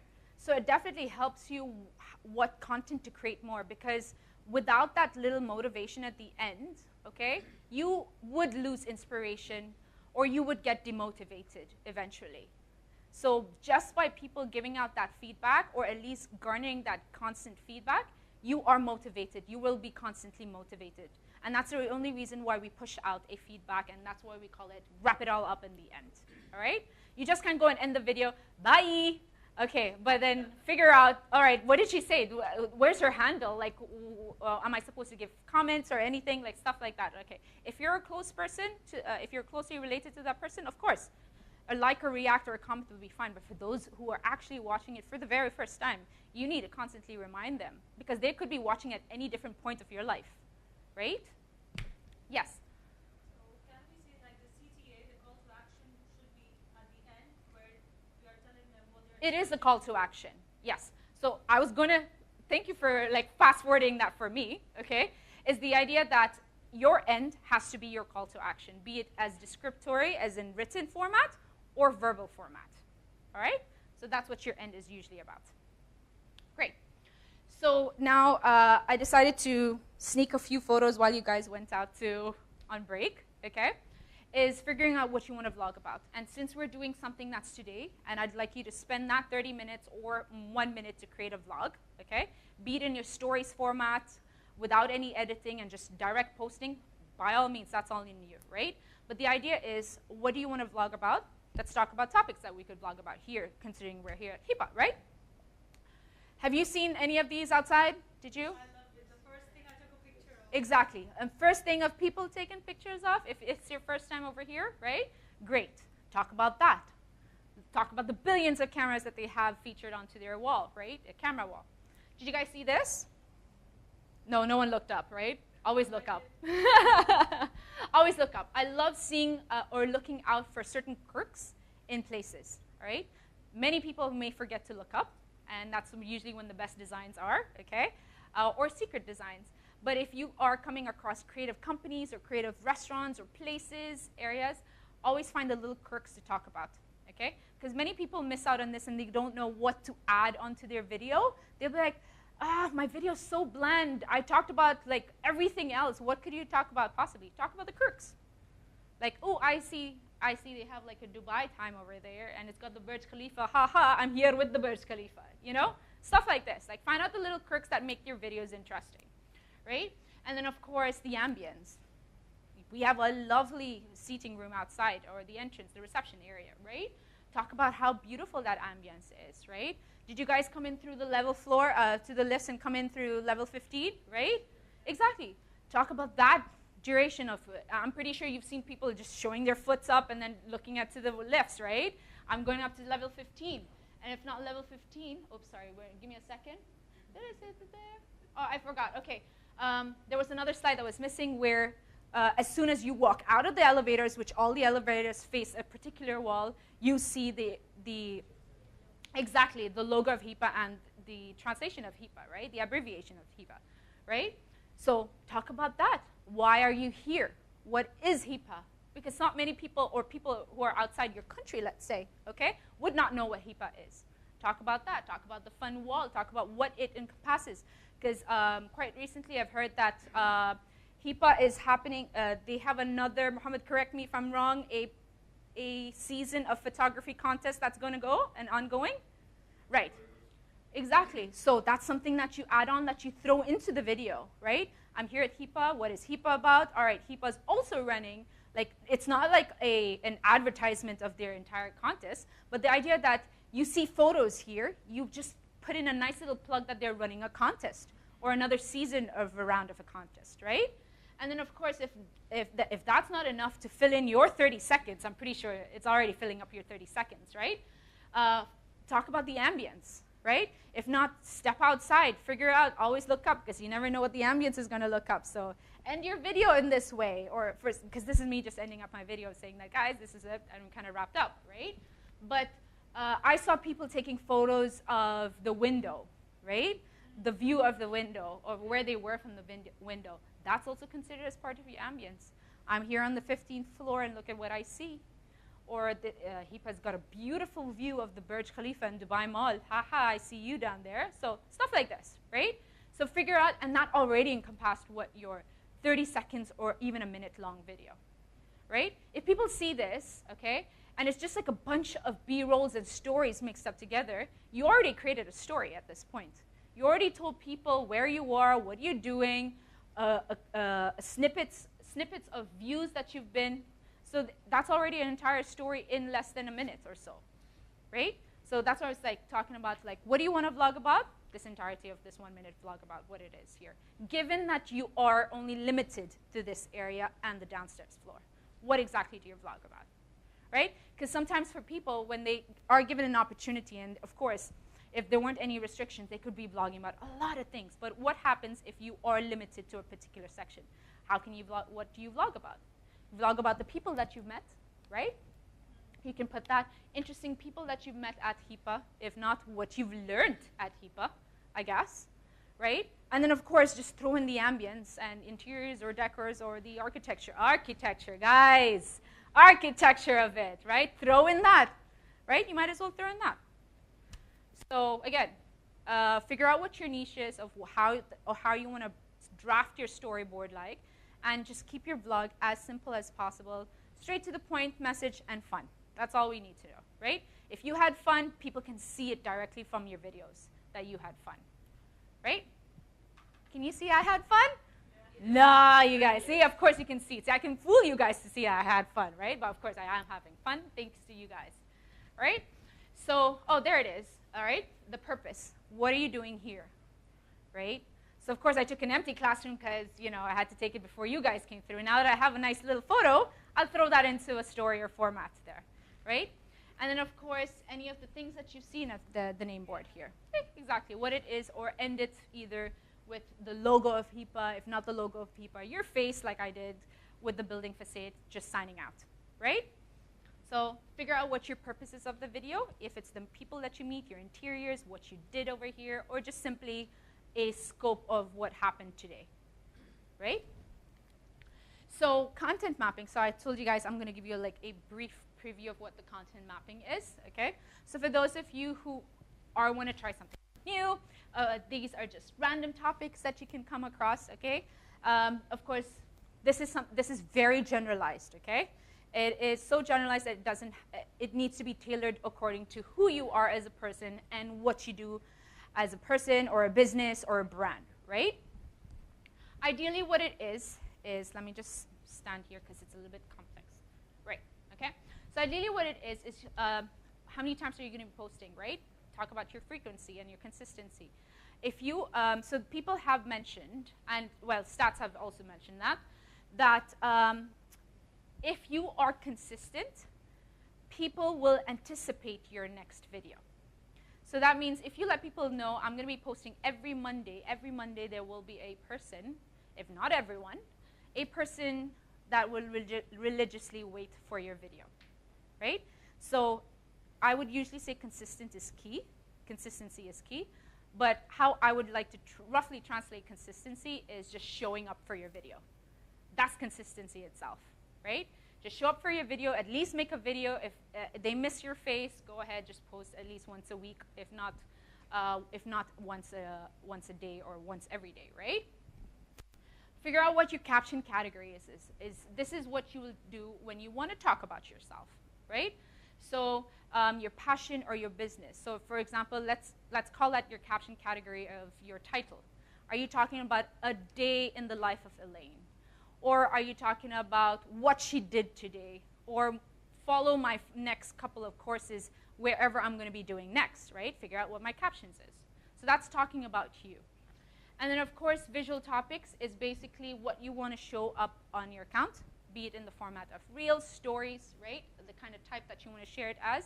Photos, videos, reels, and stories, right? Of course, it's not just limited to this. Social media is so vast right now. You can create content in any format you want, 360 videos, GIFs at this point. Go on. Feel free to do that, right? So, yeah. What it looks like if you want to plan out a vlog is how all of these topics in content mapping would help you on, let's say, perhaps a certain day. And I'm just choosing Monday and Tuesday, being someone that wants to vlog every day, but ideally if you want to vlog weekly, of course it'll be Monday of week 1 and Monday of week 2, okay? But the idea is you have certain caption categories, all right? So let's say on Monday you talk about behind the scenes. What's happening behind the scenes of your life or your business, right? For those of you who actually have a business, it'll be great to know people want to know what you actually do. And then what it is it's basically talking about your work life. How are you going to put it out? Is it in a stories? Is it real, right? Is it a photo? It entirely depends on you. But ideally, if you choose a topic of that day or that week, you talk about what that topic revolves around, okay? And then let's say Tuesday or Monday the following week. What is your caption category? Talk about your personal insight. Give me something that isn't your business, but just you. Something fun you did, something cool you ate, or interesting that you ate, right? It could be in the format of, so in my visual topic, I would usually talk about photography. What did I do in terms of photography? And of course, I'd like to put them out in the format of stories, right?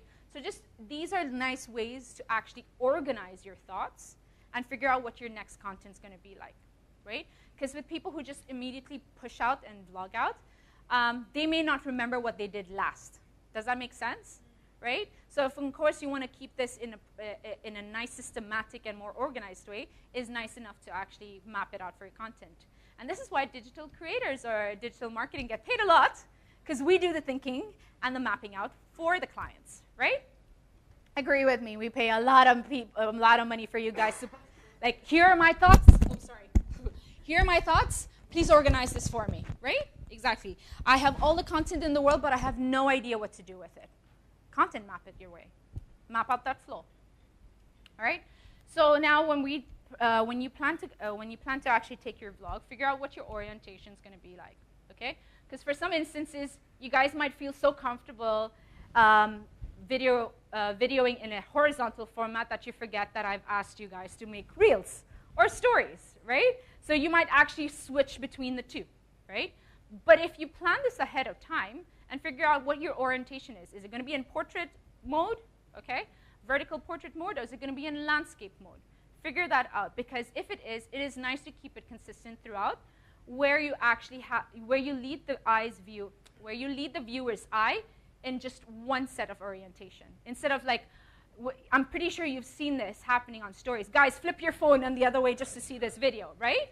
Okay, it does become irritating, but at least it happens once. But if it happens constantly, you're laughing because you have come across that several times where you flip it back up, right? So the idea is make sure that you create content to lead the person's eye in that particular orientation you choose to. So if it's vertical portraits, keep it vertical portraits throughout. If it's horizontal, please keep it. But understand that when you are going to be taking it in a particular, now, for example, you were asked, or if you wanted to convert your horizontal videos to portraits, okay? A lot of people have noticed that when they put it in a portrait format, everything is zoomed in, correct? So if you're taking it in horizontal format, always keep into consideration space and distance, right? Distance enough because you understand that social media trend of the video these days will zoom into that video, and that's what the portrait is. So if you plan to shoot in horizontal mode, make sure that you keep enough distance between the subject, whatever you're shooting yourself, and then make sure that when it comes to portrait, immediately it would do the auto-zooming for you, because you are creating that into a particular dimension, which is the aspect ratios of the given below, right? So of course, I'm only going to be talking about one particular platform because I'd like to encourage. Can I assume everyone here is on Instagram? If not, everyone here has an Instagram? Everyone would like to test out their stories format, okay? And by testing out their story format, that means you would be shooting your phone, your videos in a vertical orientation, right?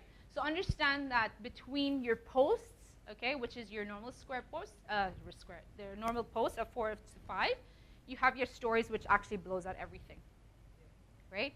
So if you were to shoot stories and convert it to your reels, understand that there is going to be some sort of zooming into your videos. So take into consideration that distance and space when you actually shoot, vertically, right? Or horizontally if you want to adapt it to a vertical format, right?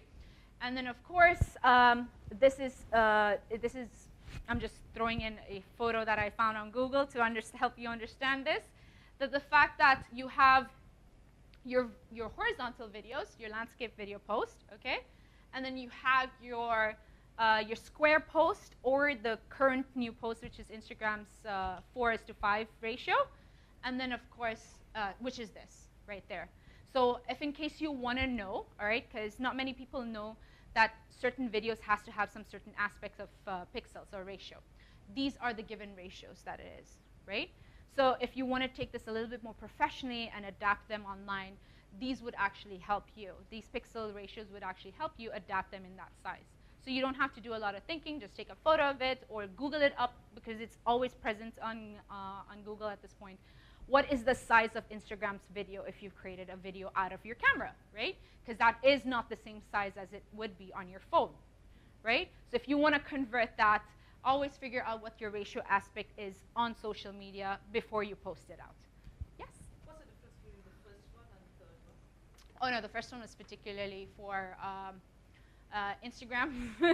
Yeah, this, okay? And then it shows you all the bottom, but, oh, sorry. The next slide. This one. The first pic and the second pic. Okay. And the third pic. So you see that 180 is ×2. It's the same. Yes. It's a proper square photo. Okay. It used to be the old Instagram format, which is still allowed by this way, okay, if you crop it out, all right? Initially, Instagram started out with a square format. That's what made them unique. And then they realized it is only contained to a square that you might miss out the details if it's zoomed in. So they gave more room the larger the phones that were created, or the wider the phones, or taller the phones that were created, or they call it the bezel-less phones, right? So they want to give you that full feel of your video format or your photo format. And that's why it got larger, right? So larger to a point that when you scroll this up, you would notice you have more space for your comment section, right? So ideally, it was just to utilize the entirety of your phone space, and that's the reason why they swapped into a larger ratio. Yes. So just quickly for Instagram right now, the one by one it's only in feed, in the picture side, feed side, and the other one, which is I think 3x4 or 4x5, it's going to be in the real feed, but when you press on it, it's going to be 16 by 9, exactly. So it kind of compresses when you're viewing. Yeah, exactly. When you're viewing, it compresses to the 4x5, okay? But when you view it in the real format, it actually opens up. That's why people miss out these tiny details, especially when you put in captions. They put it all the way out to the bottom, right? So if you want to actually put out the captions, they put it always slightly centered or slightly off-centered. That doesn't cover your face or not. So these are just like editing, adding text and editing techniques that you'd have to consider at the later stage. The middle one doesn't exist anymore now. They convert it automatically to reels. Yes, but at the same time, it is still existing for those who want to shoot. People want to shoot cinematic videos, okay? They prefer that whole horizontal feed. Right now, it's because of the whole social media content creation that people want that in vertical format at this point, just to utilize your whole viewing experience, right, on your phone. Because that's where we are stuck to almost 24/7 is your phone, right? Okay, so now going back into my kitchen process, I just want to let you know how we started off and how it, and a very good example of how we start using this vlogging for my business experience, right? So figuring out who am I working with, I came across someone who actually reached out to me on social media asking if she would love as much as possible to do her birthday photo. She's heard about me and my services, and she would like to experience that entirety of that service by doing photos. So ideally, we shot first doing brand photos, and then I talked a little bit more about myself, and she decided I want to be able to do a birthday shoot. Great! Thank you so much for reaching out. I'd like to know what kind of what birthday shoot are we looking into. So her name's Lydia. She's a financial advisor. And apart from that, she was like, I have a concept for my birthday shoot, but I only have the dress that's available. It's something that I got off online, and I want to actually do a birthday shoot. So people usually, when you get approached with a birthday shoot, you put on your best dress, right? Right? But do you come up usually with a concept that revolves around this dress, or do you just simply pose with a cake, balloons, and that's it, right? That's still a concept. If you decide to post with a cake and birthday balloons and all of that decorations, that is still a concept. So she reached out to me coming up with a different concept than the usual, right? So I was like, I have this, and I was like, may I ask what is the purpose, or like, you know, like anything special about this birthday, all right? Because it's not like the big 5-0, right? It's not the big 660 or your golden birthday or your golden anniversary. It's just she's turning a year older, right? So what do you have in mind, okay? And she told me that, well, I've gone through a lot of changes, okay? I've been through a lot of hardships in life, and I just want to come out as a healed woman, all right? Oh, great. So the person that I am is, I like to get to a personal level with my clients, right? The same does happen with you guys when you guys introduced yourself. It was a back and forth interaction, right? Did you, at the moment when we talked, even if it was for a split couple of seconds, did you guys feel special, right? That you were heard, that you got an opportunity for everyone else to hear your introduction, and the fact that I was throwing questions back and forth, you felt heard, and you spoke about yourself, right? Great. The same thing happens with just a client. I like to get into a personal basis with my client and find out more than just surface level conversation than your name, the age that you were going to turn, and what do you want to do for a birthday shoot. So being the hair and makeup artist that I am as well, I decided, you know what? let's throw in something as well, all right? I have a mood board. I want to throw a mood board about and design your birthday shoot concept, okay? We already have a dress. Do you have any jewelry that could go well with it? Anything that will go well? The gold earrings, the gold rings, that's great. How about your hair? Figure out what your hair is. Let's put that out there and to a mood board. And then, of course, your makeup. Oh, I want something very gold, warm tones, you know? Great, let's also put that out right here, okay? This is what a mood board is like. So your client and I knows, so my client and I knows that we're on the same page and that this is ideally what she's going to be expecting from my side as well. So might as well just put it on a mood board so we're on the same page of saying, yes, this is what you'll be getting on the day, right? So another thing was like, I didn't understand what she was going through until she had to talk to me about going through a traumatic experience, okay, a new work life experience of her, becoming a financial advisor, everything that was new to her, okay, in this country, in the UAE. Why not celebrate that and put that as a birthday shoot? Great. And she started talking to me about how she was a healed woman. She wanted to feel that this photo was a feeling of rebirth, reborn. She was feeling reborn, feeling good about that. She wanted to have this celebratory. So what I did is went on to Pinterest and typed out these keywords, right? Whether the photo represents what it is, I still threw that out there, right? I wrote these keywords, and I wrote loving myself, elegance, healed, rebirth. I would come up with a photo that represents a certain pose, if not an emotion, right? So I threw this out as examples over there, and I was like, you know what, that's great. Like, I know you're not a model, okay, but I'd like as much as possible that we have a head start to practice this.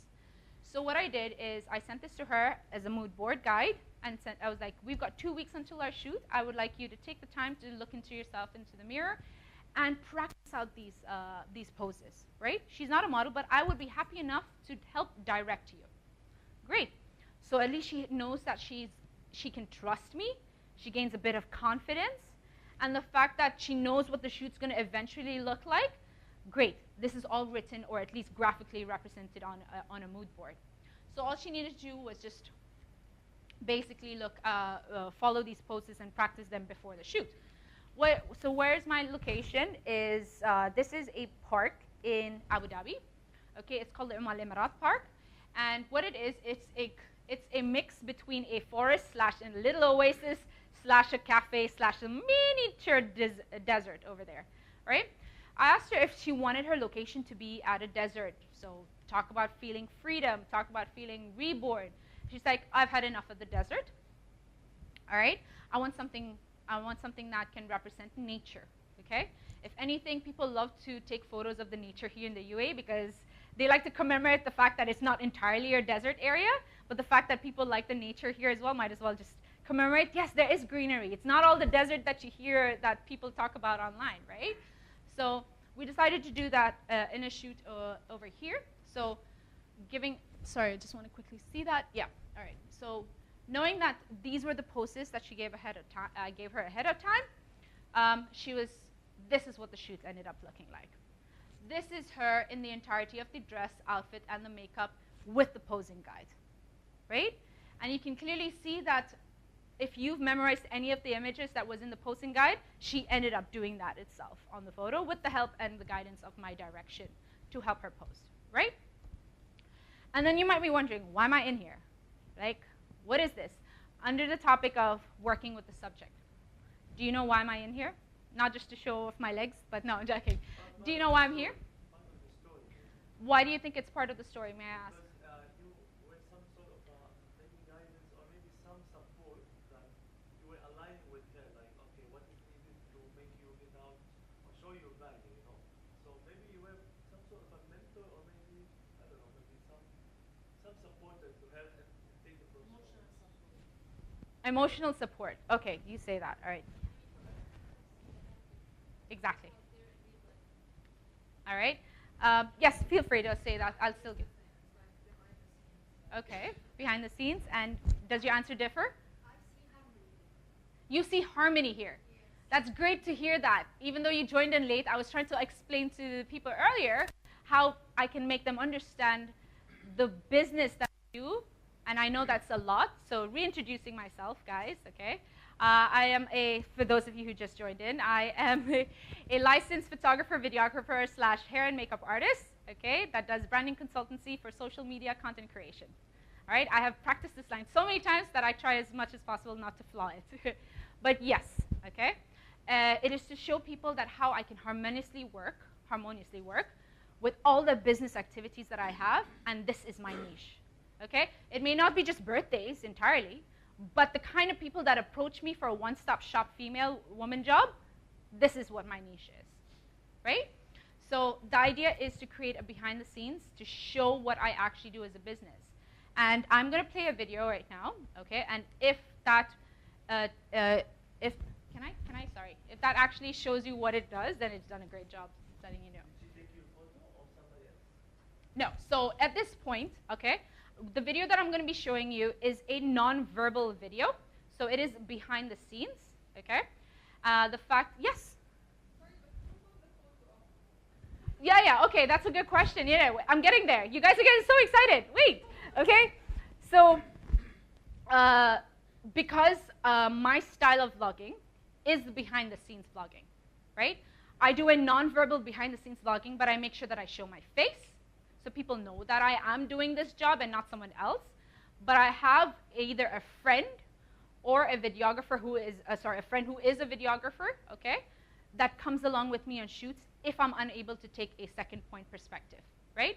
If it's not just me putting my camera out, so if you've seen stories that lead up to this, it will always be me talking about where I am, what am I doing, and if I've set a camera stationary, that I've taken the video. So I wanted it to be more artistic and professional because this is a video I am selling out to other clients, all right? I want more business in this line, and I want to particularly reach out to a niche. And it will target a niche because of the way I structured my video and the concept of it. I let people know that this is a process that I do. It's not that I come and wake up one day, let's shoot you in the desert. No, right? I let you know what I do beforehand, and it's a process, okay? And it's an exciting process for 2 weeks, not just a day. I don't wake up overnight and figure out it's a day. Sorry, Kasim, can I just play one?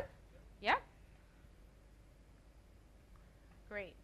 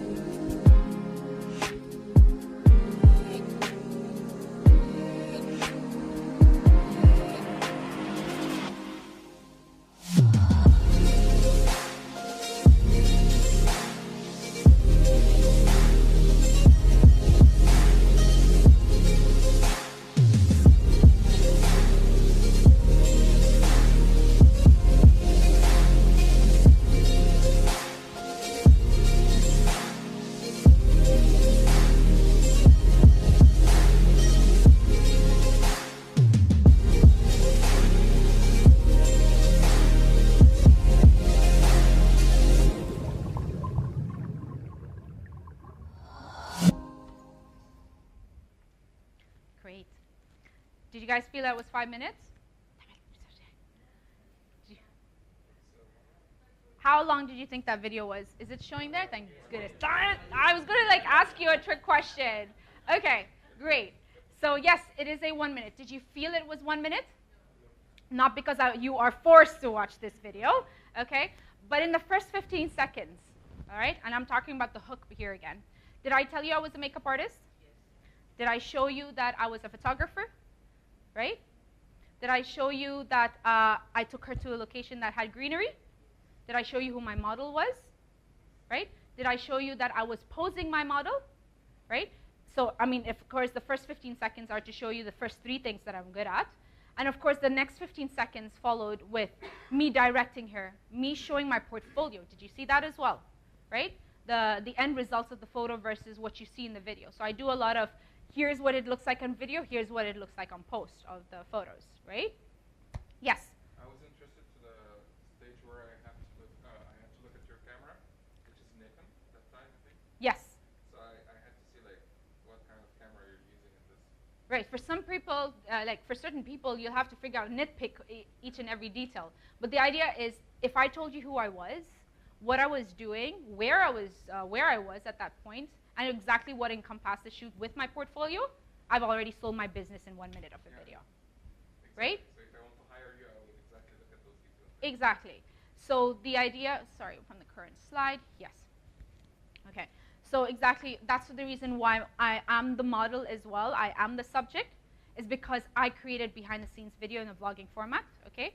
Because all of you might think that vlogging is something so hectic that it needs to be verbally said at this point. Vlogging, like I said, is very hybrid at these days. It can be verbal, it can be non-verbal, it can be textual as well. Okay? And the idea is my style of vlogging is behind-the-scenes vlogging. I let people know what I do in a business. I put out on stories. I let people know verbally on stories where I am, what I do. But then ideally, if I were to show and promote my business, I do it in this format. Right? So again, I did this professionally in a way that I wanted to sell myself and my business to other people as well alike. And yes, I have sold this, this concept to 4 other people as well, who wanted the exact same thing, but just different concept of where they are. Not in the same place, same outfit, no. All right? The idea of just shooting the exact same thing somewhere else. All right? And this whole process, like it shows you the entire process. This is what my business is about. So if vlogging, for those of you who actually have as a business that you want to promote, vlogging, this is, I can't emphasize on this anymore better, that this is how I do vlogging style of behind the scenes to promote my business out there. Okay? Great. So anyone else want to ask any questions before we head on to the next slide? Yes, please? Okay. Sorry, I saw him first. All right, so I will. Yeah, about the 50 seconds rule, but some of the bloggers, they're using the intros, so that would be, can add it for the 50 second rule. Yes, absolutely. That's what your intros is. Like, I would usually say the first 10 seconds is to show your face. There's some of the bloggers that they use only, like for example, this Marcus, he's using only some text, animations, but what he do on the whole blog. What he does on the whole blog, does he show his face? No, the first 50 seconds doesn't. But eventually he does, because he's already created a vlog. Then look at his earlier videos. Because this is a transition. If he hasn't shown his face, he's already assuming a lot of people have, he's already created a following where people know him, right? And if people know him, he's either putting it in a non-post format. What that means is, if you put anything on post, it's immaculated in your feed, all right? Either the only way you can take it off is to delete it, right? But the idea that it's immaculated on your feed, the fact that he probably puts out stories and let people know there's a new video out, that's the only other way that he's transitioned to just textual videos or just whatever he's doing at this point, right? So like I said, there is a transition, and again, it's a very hybrid style of vlogging. Great. So can I ask you guys, who here knows their lighting well? Anyone here would like to refresh their lighting? Right? Only you? Okay, great. All right, great. Except for the main photographers and professional photographers over here, okay? I would like to generalize this session as a basics of lighting for light, all right? So this is going to be the most crash course and interactive way of learning your lights, okay? Especially if you're going to be doing a lot of stationary vlogs, okay? So what do you need to know about light? Question. Answer is pretty simple. You need plenty of it, okay? Of course, right now we're working with a given room, but if these shutters were up at this point, we're given a lot of light to work with. We use whatever ambient light we're given with, right? So we're going to test that little lighting skills, okay? And I just want to go through what the lighting framework is, given that we're shooting in natural daytime, all right? Natural light in daytime. So you have your twilight zone, okay? Your twilight zone that happens before sunrise or during the sunrise and sunset, all right? That's called your blue hour, simply because your sky is in blue, right? And then you have that what follows after is your golden hour. So I'm just going to give time frames over here, okay? Which is basically, so I see familiar faces. When I do this course, I would prefer if everyone else answers. I know you would know the answers because you've answered it. But in the golden hour, why is it called the golden hour? I said not you. You would know the answer. That's what I said. All right, why is it called the golden hour? You're going to give me a story of the golden hour? No, actually, like, One word. It's very soft, I can say, maybe. Not like a gold color, not really hard. Okay, great. Good. You've narrowed it down even to You know what? This is one of the reasons that maybe I should not start doing that because I talk a lot. You get excited. No, that's good on you. For people who talk a lot, some don't, actually. So you have a lot more to say. So exactly, okay? It is a softer light of the day, okay? It's more subtle, more diffused, and it's the warmer tone. That's why it's called the golden light, okay? It changes the color of your skin and makes you more glisten with warmth, okay? And that's the reason why it's called the golden hour. And this happens slightly after sunrise and before sunset. So around, let's say around, what time did the sun rise today? Around 6, not even 6, 7, 6:51, around close to 7, okay? So slightly before that, it was all the blue hour. And then by 6:51 onwards, up until, let's say, 7:30, 7:31, and an hour in, was your golden hour. Same would happen in the afternoon as well. And then the rest of your day is what you call your midday. It's where the sun is at its highest, okay? It'll be angled right above you, okay? Right above you. So it'll be either 10 o'clock. Sorry, this is in my language, so I'm just going to face it. It'll be either 10 o'clock, 12, or 1, okay? So that's usually the brightest, okay, and the most harshest of light at this point. So that is why they call it the midday lighting, right? And going back to the photos, all right, so now everyone understood what the generalizations of golden hour, twilight, and the midday is? Great? All right. Going back to this photo, where do you think, or what time of the day, actually not where, what time of the day? So you've got the golden hour, the twilight, and the midday, right? I'd like you to give me a time frame as well that I shot this at, these two photos. Great, so I'm hearing a lot of answers right now. There was only one session I heard that everyone gave the exact same answer. I was like, bravo. All right. Okay, wait. Sorry, you come here or you either go out. So we don't win with your answers. Okay, so I heard 10 o'clock. I heard 11. I heard golden hour, you said, okay? Golden hour. Anyone else would like to differ? Maybe somewhere 11:30 or 12:30. Great. Very close to the afternoon. All right. Our shadow is not long. Nice observation. Anyone else would like to differ in their answers? Great. No one? As a photographer, yes, I would like to hear your opinion. It's as well because the shadow is coming from up. Okay. The light coming from up. Yes. Okay, great. And like this, and maybe between 12 to 2 o'clock. Okay, great. So whoever mentioned between 10 to 12, that is the time frame that I had shot. Clearly because you can see that the sun is right above her, and the fact that there are shadows that are casted under her nose, her chin, and they're pretty harsh. All right, you can see the contrast of the shadows there. All right, that is why I shot during midday, and I will always reconsider shooting during midday because I made my client and I die of a heat stroke at this point, nearly die of a heat stroke, okay? So if we're shooting here in Dubai weather, we should always consider the humidity, the sun that can kill you, the strength of it at least, and of course the fact that we have more sunlight in most of the months rather, okay? But ideally the reason why I shot during midday, does anyone know why I shot this? Risking the hour that I shot it during midday, anyone would like to know? Except for the point of view that as a fashion photographer, like fashion photographers would agree with this, that it gives you the best contrast. You know, with lights and shadows, you want to play with it, okay? But right now, you can clearly see, apart from the second one, I hid her between trees or plants. So you can see the cast of shadows in it. So yes.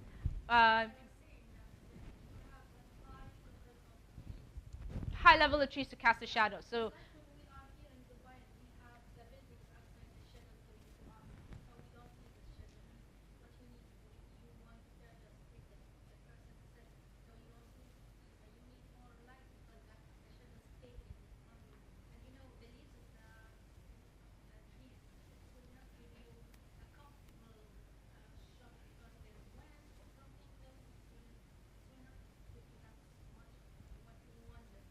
So you're thinking in the artistic perspective, okay? So the fact that it's going to give me a lot of mounted light, should I be hidden under a building or a shadowed version to give me all that light, right? And the fact that under the trees, that shadows would be either distracting or lower. Right, exactly. But anyone would like to answer as to why I shot this during midday? Why I risked my client to shoot during midday? Sorry, I saw her first again. Sorry, I keep seeing the people, yes.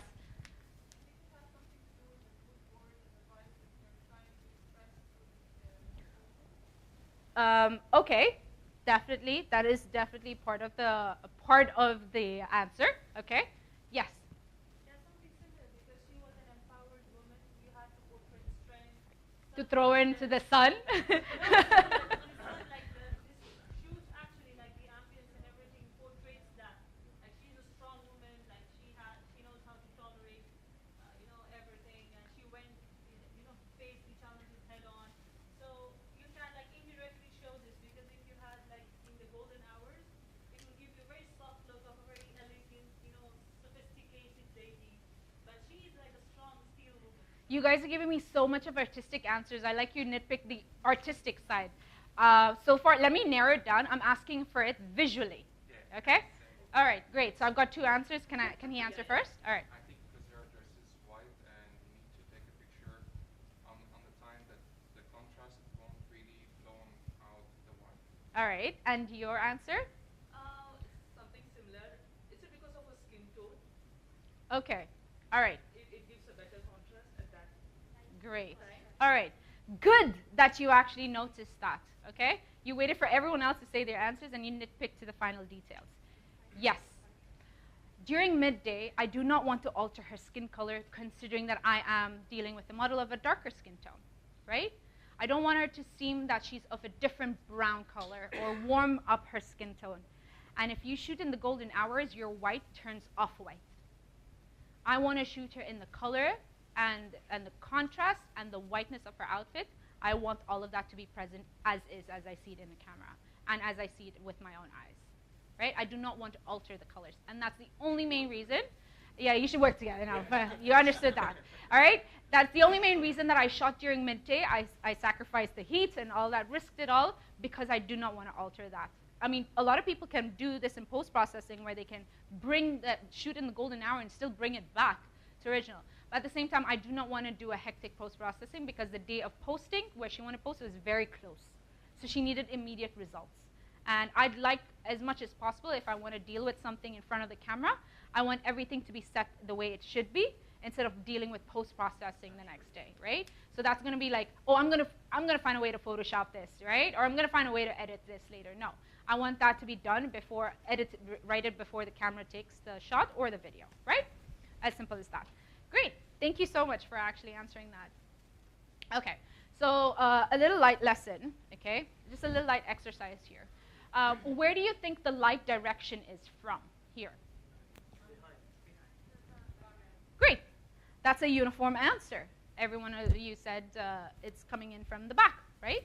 It's from the back. All right, so now that I'm going to be mentioning, this is the model's right, this is the model's left, okay? All right? In this photo over here, where is the light source coming from?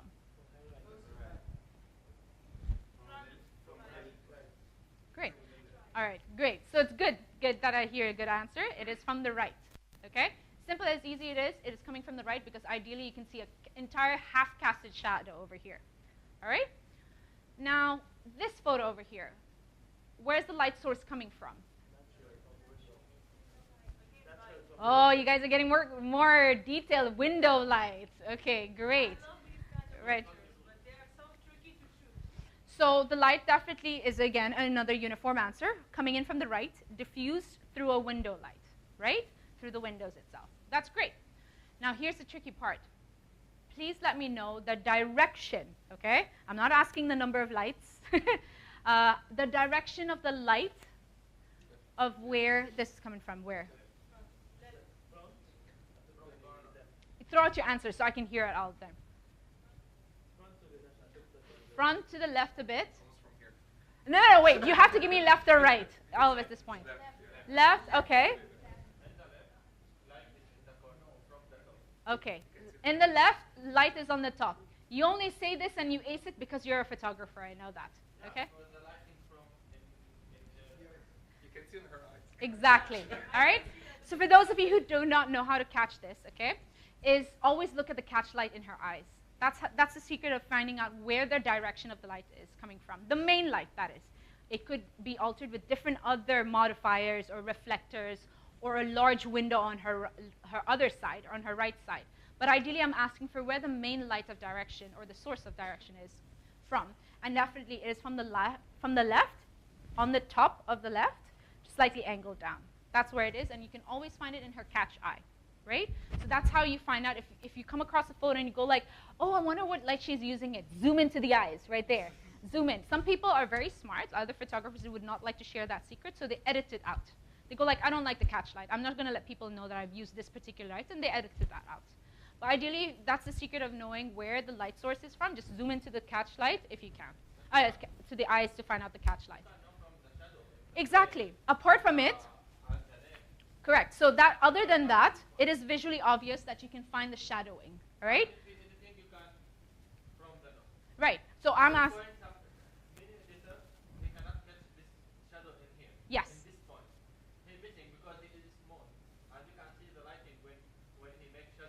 Yes. I'm so happy to see you interacting in this part of the session.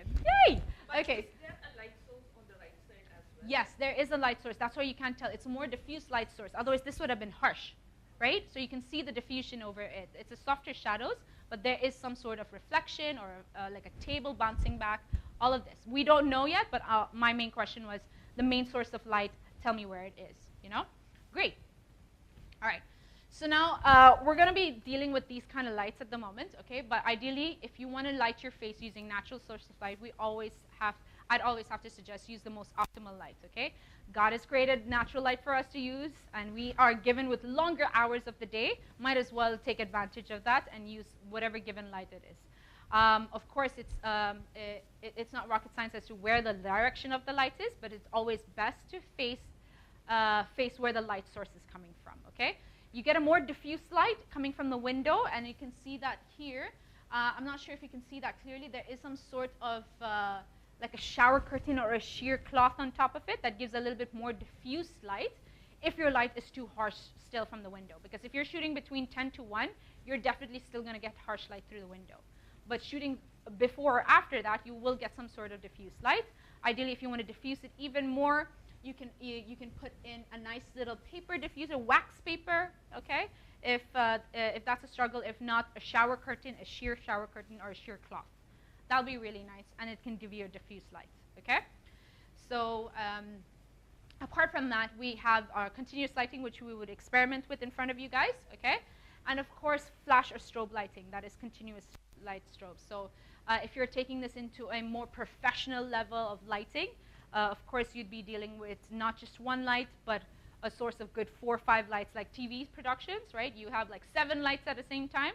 So that's why usually we tell people that if you're going to be in front of TV, you put your makeup darker than it is, okay? Why? Because you're going to be washed out with the amount of lights that are going to be facing you. You might look like you're so pale.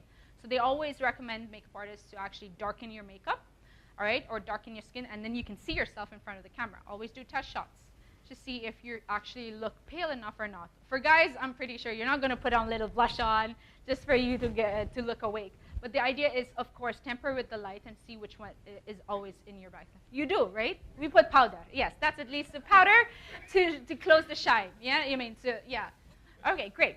So now, now that we've learned, okay, the timings, the light frames as well, the lighting frameworks, can you tell me a visual answer, okay? A visual description and answer of what is the difference between harsh and soft light? Great, I'm liking to see new hands that come out. All right, I'm not gonna. Okay, the guys in the front row, I am. No, you have to wait your turn. I like how this is going at. I'm gonna give chance to people in the back because this is the first time I'm actually seeing their hands raised up a little bit more. Yes. Details. Great. All right, so you got details. Yes. Great. That's the most obvious answer is the shadow. Was your answer also shadows? Okay, great. One word. Okay, shadows, right? Anyone else would like to differ on this? Right? Contrast. That's it. Okay? That's the only difference that you can visually see it, and it's very obvious, is the contrast. Nice of you to start learning this, okay? because it's really nice to know that you get more contrasted look with a harsh light, and you can see the depth of the shadows over here that's being casted on by harsh lights, right? And the fact that, what was the other answer that you gave? Contrast, shadows, and? Details, exactly. There you go, details, okay? So your pore and every part of your texture is emphasized with harsh light. This is why we use a bulb, a bare bulb, or bigger lights, if not for diffuse lights, to show people with beautiful skin for makeup, all right, or skincare. And we use a harsh light to show in the pores so that it looks flawless, right? But of course, with people who have troubled skin, harsh light is just going to aggravate and show you the number of pimples in your face. You're laughing because you know this is true. That it will show you the wrinkles, it will show you your pores, your textures, and that's why when people take photos, okay, there's a pro and con to it. Continuous lightings are very harsh lighting, especially with the ring lights, okay? They are pretty harsh, and it will show you every pore and texture. So when people take a video, they go like, I don't like my skin. I see every pore and texture in it, right? But then when they go out in the sun, they go like, I'm flawless. I don't see any pores. I don't see any pores or texture. Difference is the setting of the room. You only have one source of light that's facing you, okay? Where it is even though if it's in a ring light, okay, it will show you your face and emphasize on every single pore and texture. But if you're facing out in natural light, you have light that surrounds you everywhere, all right? Harshest light would also create the most flawless look. And that's why fashion photographers like to use this, because it kind of shows you a seamless, harsh, contrasted, shadowed look. And that's what it is in harsh lights, right? And of course, the main difference between soft light is it's diffused. It gives a sense, or evokes a sense of femininity, and that's the reason why you see a lot of softer lights, right? That's it. Yes? Sorry, I was referring to her. Yeah, sorry. Does it make a difference if the light is white, warm white, and warm? Yes. In the harshness? Yes, and that would affect your skin tone. And that's what you said, and I have no idea why you're asking me this question when you answered your own question, right? Yes.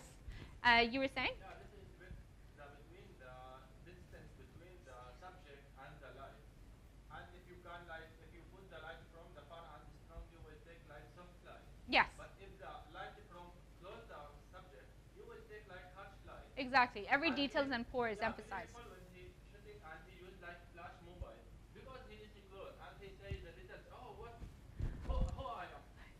But when someone he hold the flash and he like it because he coming soft light to his skin. Right.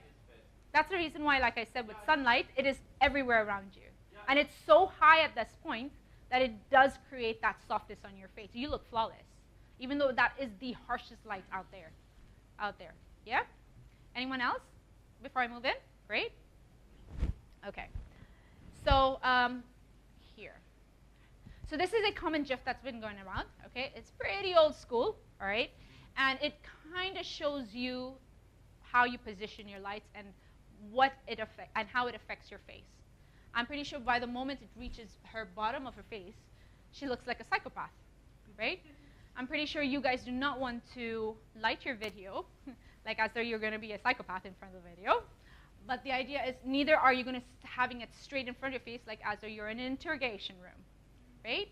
So we always try to find out where your best lighting is and what is your angle of the light as well. This all depends, and that's the reason why when you see the light rotates, it shows you different angles of her face. And at one point, you might actually go like, oh, there's a part that she looks, this is her best angle, right? So this is what we're going to be doing now as we figure out what is the best lighting in front of the video, okay? And how to shoot it, right? Okay, so I'm just going to quickly put that here on screen. Give me a second.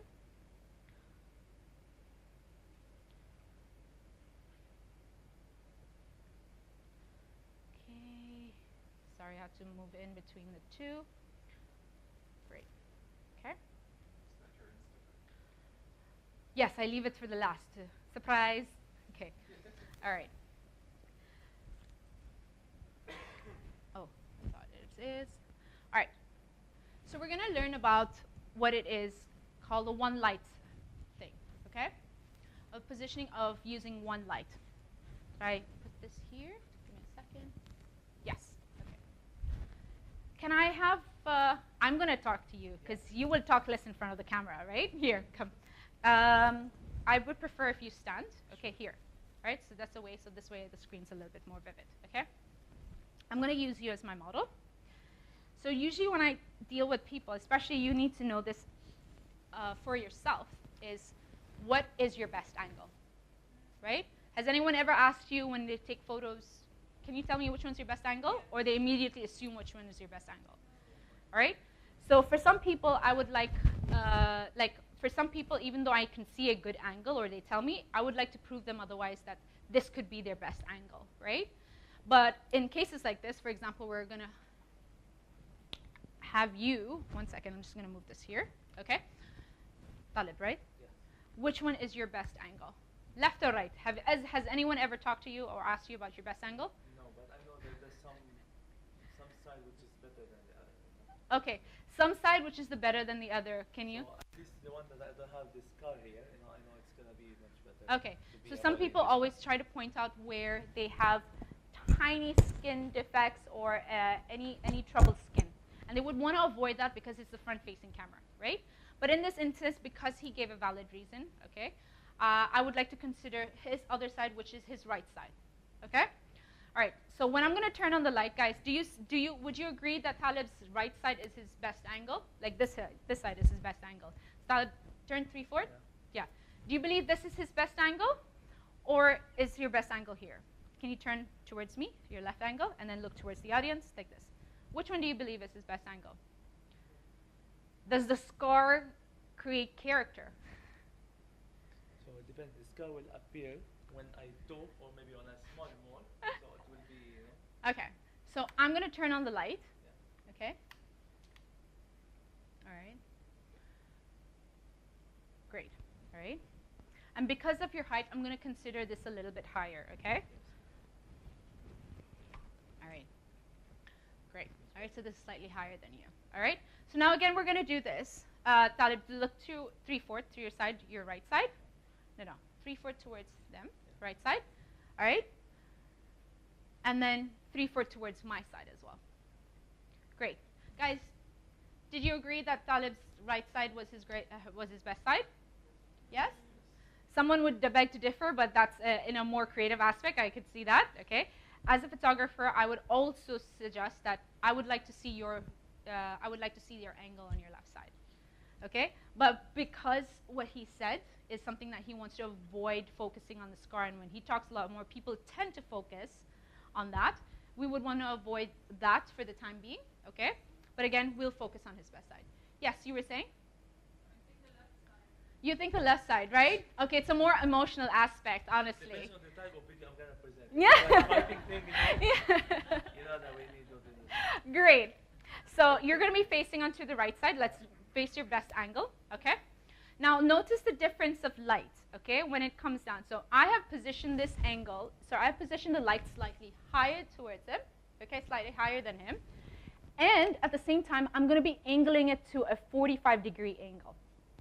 Okay? So when I angle it to a 45-degree angle, I've already created a one-light system that mimics the sun, okay? Because you can get LED lights that now can mimic the sun, okay? But at the same time, what am I getting is what you can call a Rembrandt effect, okay? What a Rembrandt effect is, I'm creating the shadows. Can you see the shadows over here? Okay? Can you see the shadows that are created over here rather than the nose? This, I know you can't see it, but of course, if he moves a little bit again, you would be able to see that little triangle of a shadow by the nose and under the eye, okay? Now, if I move you a little bit more, Talib, a little bit more here, yeah, okay? You would understand that this side has already created a shadow on his nose, right?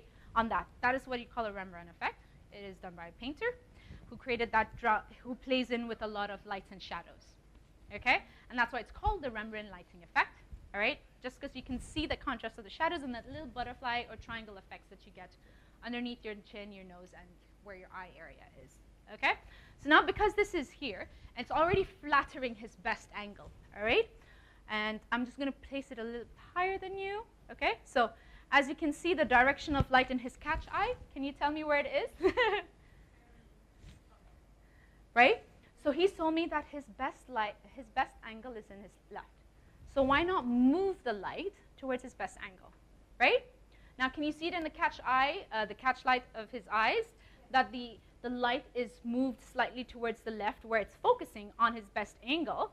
And at the same time, it is risen, this light height is at a 45-degree angle. So what I'm trying to do is I'm going to try to mimic that sun angle, right? A 45-degree angle at this point. Now, watch as if I unloosen this and place it flat and bring it down to his level of face, okay? So I'm just going to bring this down slowly, right there. This is his level of face. Do you see any contrast, any shadows happening onto his face? Yeah. All right. Could you face directly towards the light? I know this is going to blind you, but yes. Okay. Do you see any shadows that are forming at the moment? No. Under his eyes. Okay. No, that would be highly impossible if it's under his eyes. Okay, maybe that's you're looking at his eye bags, maybe. His dark circles, rather, right? Okay, so the idea is... I'm becoming old now, huh? The idea is if you have a light source that is straight up flat to your face, frontal, okay, it gives you a very flat profile, right? So you can clearly see that it looks like, all right, Talib, tell me where you have been at 8 o'clock p.m. Yesterday, right? It feels like it's an interrogation room at this point. It's giving you such a flat profile. Of course, if I bump it up to 100%, I'm probably blinding him at this point, right? So the idea is to flatter Talib's angle. So that's why I positioned it slightly angled down. This is a 45-degree angle, of course. And then bring it all the way up, and that's how you see Talib's. You can see the contrast and the shadows changing up, right? So this is what you call a one-light setup. All right. Now, considering this is my main setup, I'm going to be talking about a 2-light setup and a 3-light setup. How are you going to be able to do that? All right, for your videos. So now we have 2 little miniature lights here that are also continuous. I'm going to quickly show you. So, 1 second. Sorry, guys. Please bear with me and my technical difficulties. Okay. So I'm going to open them up. Okay. Did you see what's happened right now? Oh, sorry, I'm just going to go on the other side to actually emphasize on that. So Talib, all right? Do you see that there's a shadow that's casted on him right now? So if I bring in another light from the side, it fills in that light, right? Okay, give me a second. I'm trying to get the legs standing a little bit taller than it is. Okay, so that's there. Let's see. So right now it's in a position.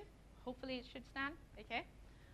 But what it did right now is it filled in the shadow that it created, because the Rembrandt lighting with one light will definitely give you a more dramatic effect to your highlights and your shadows. At this point, I've added in a second light, which filled in the shadows at this point. So now you can see him. He's lit, even though his main light is facing his best angle, he has a nice little fill light, is what you call, at either 40 or less than 50%, half of it, okay? Because if the main light is, let's say, 100%, this would always be half to fill in the shadows. We're not fighting or contrasting with the main light. So this shouldn't be like 100%, 100%, 100%. Then you might as well just sit in an interrogation room with one light in front of him, right? So the idea is that we want to diffuse the harshness of the shadows that's caused by one light, and we fill in the light over here. So this is what it is by filling in the light with 50% or less. Now that I have this as a 2-light setup, what do you think I will do with my 3rd light? Anyone? Yes? Only the photographers are answering. What is this? Right. Back. Everyone's saying back, right? All right. You can put in the corner, and you use... Sorry, guys, I'm going to blind you now. Yes, you can put the left in the corner. Go on. In the corner, like balance with in the right side to take like shadow, to broken the shadow. Maybe and you can use one contour from up to separate the subject with the background. Okay. Because now if we have like this light and the background with the subject, he will there is no difference between him and the subject. Right. And the background. Great. And when you use contour and the light coming in the shoulder, and you will like the new setup. Thank you so much. Would you like to teach the lights now? That is absolutely a great explanation, okay? But let me recap this visually for you, okay? So what he had mentioned is you either balance this out. So where the other light is, you notice that there's a shadow over here, right? If I add in another fill light, I can even out the shadows on either side. So now we have a full lit face, right? And again, this light is much lower than 50%, okay? Or it would mimic the exact amount of light over there, all right? Now, if I want to either create something even better, okay, the third light, of course, you can increase the number of lights, all right? But just showing you for visual purposes what the third light would instead of, I don't want to completely cast out that shadow, all right? I want to be able to light the background over there. All right, so that's what I'm doing is I'm facing the light towards the background, and it's going to give me a nice little background light, considering if this wall was plain or has nice little things, because right now it's going to reflect the TV, but if it didn't have any sort of reflection, it would light the background out for me. So clearly what you're seeing is Talib standing here. You see two lights nicely lighting up his face, and a background light that shows you what the background is, right? Yes, okay. It would ideally be either half of his height, okay, or much lower. But in this purpose, because the area or the surface, the background is quite large, I'll put it mid-height, right here. So it's the background that I want. If I want a larger source of light, I'll bring it all the way back, right? If I want a nearer source of light, I'll bring it all the way in the forward. Now, if I want his profile or his contour, okay, to pop out, I would like to place that light all the way a little bit, tiny bit lower, because then this is lower, and hide it behind him, and this is what is going to create a light. I'm not sure if it's hidden all the way, but now you can see a contour of his light. Can you see a light over here? If I close it up, this is what you see. But if I open it up, it gives a nice little contour, or if I raise it up slightly a bit, it's going to give me a nice little hairline as well, right? A nice little contour of his head, all right? This is how you create a 3-light setup. Any questions? Did you learn a lot about the light? Congratulations on your crash course on lighting, right? Great. Thank you so much, Talib. This was great. Yes, yeah, you did look like an angel right there. Okay, great. So I'm just going to quickly turn this off, take this away.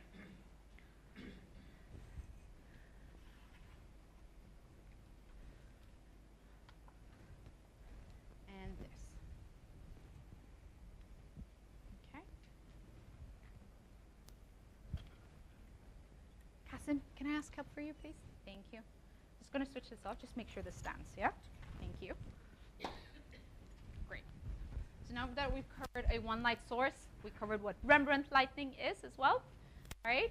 And the fact that what a 3-point lighting system is, okay? So, okay, so this is going back into it. So let me go back to your slide, and great.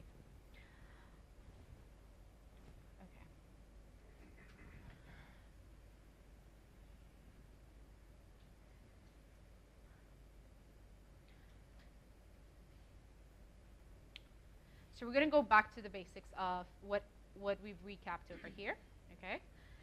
From this current slide. Can anyone give me a time check of what it is right now?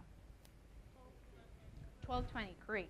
Okay, so I can run through the shooting tips, and hopefully in an hour, can I quickly ask, do anyone here need to use the prayer room by between 1 to 1:30? Yes? Okay, great. So this is a good raise of hands for that. You could feel free to leave if it actually goes in, because like I said, 2 o'clock is our lunchtime, so we have this hour to actually spend on what the introductions is, okay? Great. So I'm just going to put that all out. Okay. So here are some shooting tips, okay? And as always, I would usually say, don't blindly wake up and figure out this is what I'm going to shoot today. Always have a story, okay?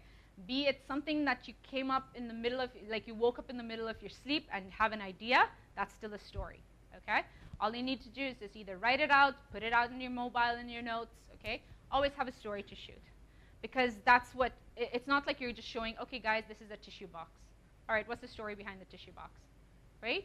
But if you told me, oh guys, this is a tissue box with HIPAA's logo on it, it's made out of fine leather from what's that, from a horse leather or something, or alligator leather, and it's embellished with the beautiful thing. Okay, great. That is a story to tell.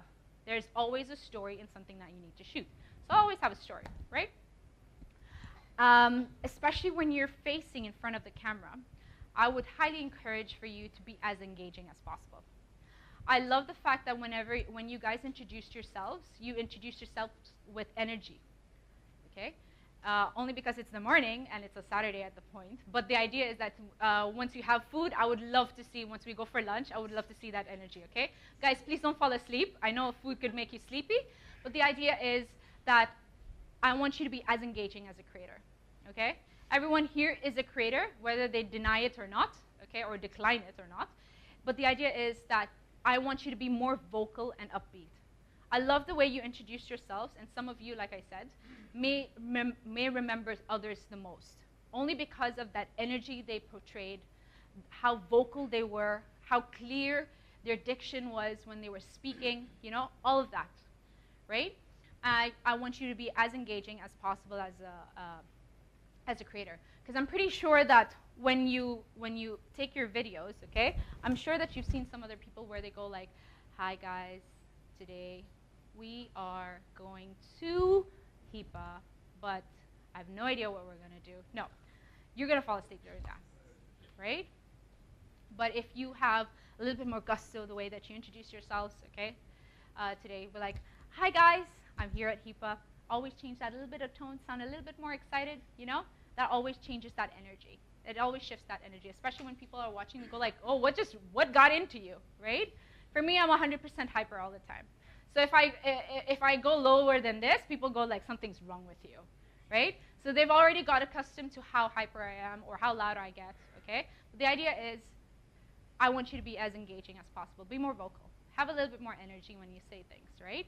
I want you to like what you're doing, even if it's not something that you want to be doing for long term, but at least you're trying out something new, okay? I always face this problem, so especially for those of you who would like, and of course, like I've mentioned earlier, that Nikon has 13 cameras to loan out, okay? I'd like for you to try it out, if not for your phone, okay? But if you do get the opportunity to try it, please book your cameras with Nikon over here, okay? First come, first serve, I would say, okay? Because I'm not sure. How many are we in the room? Are we more than 30 or more than 20?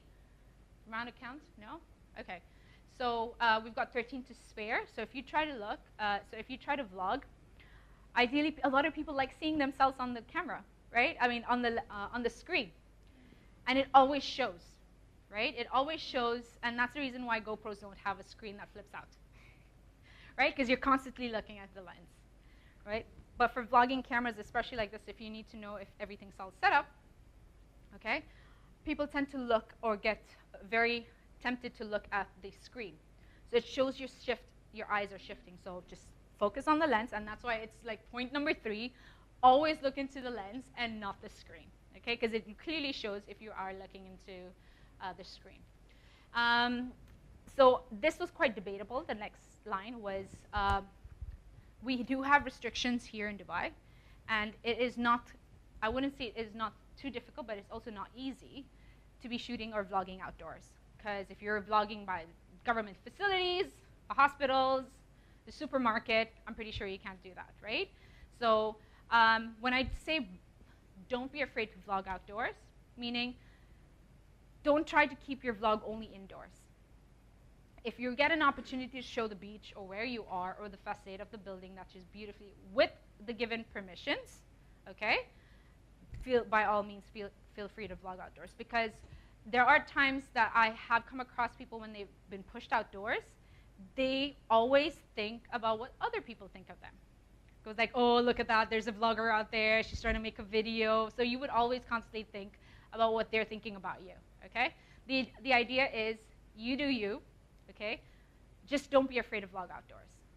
Because there are people who actually stammer or get too frustrated or flustered, that when someone comes in and go like, "Ooh, you know, someone's vlogging over there," they just, you know, they give up quite easily.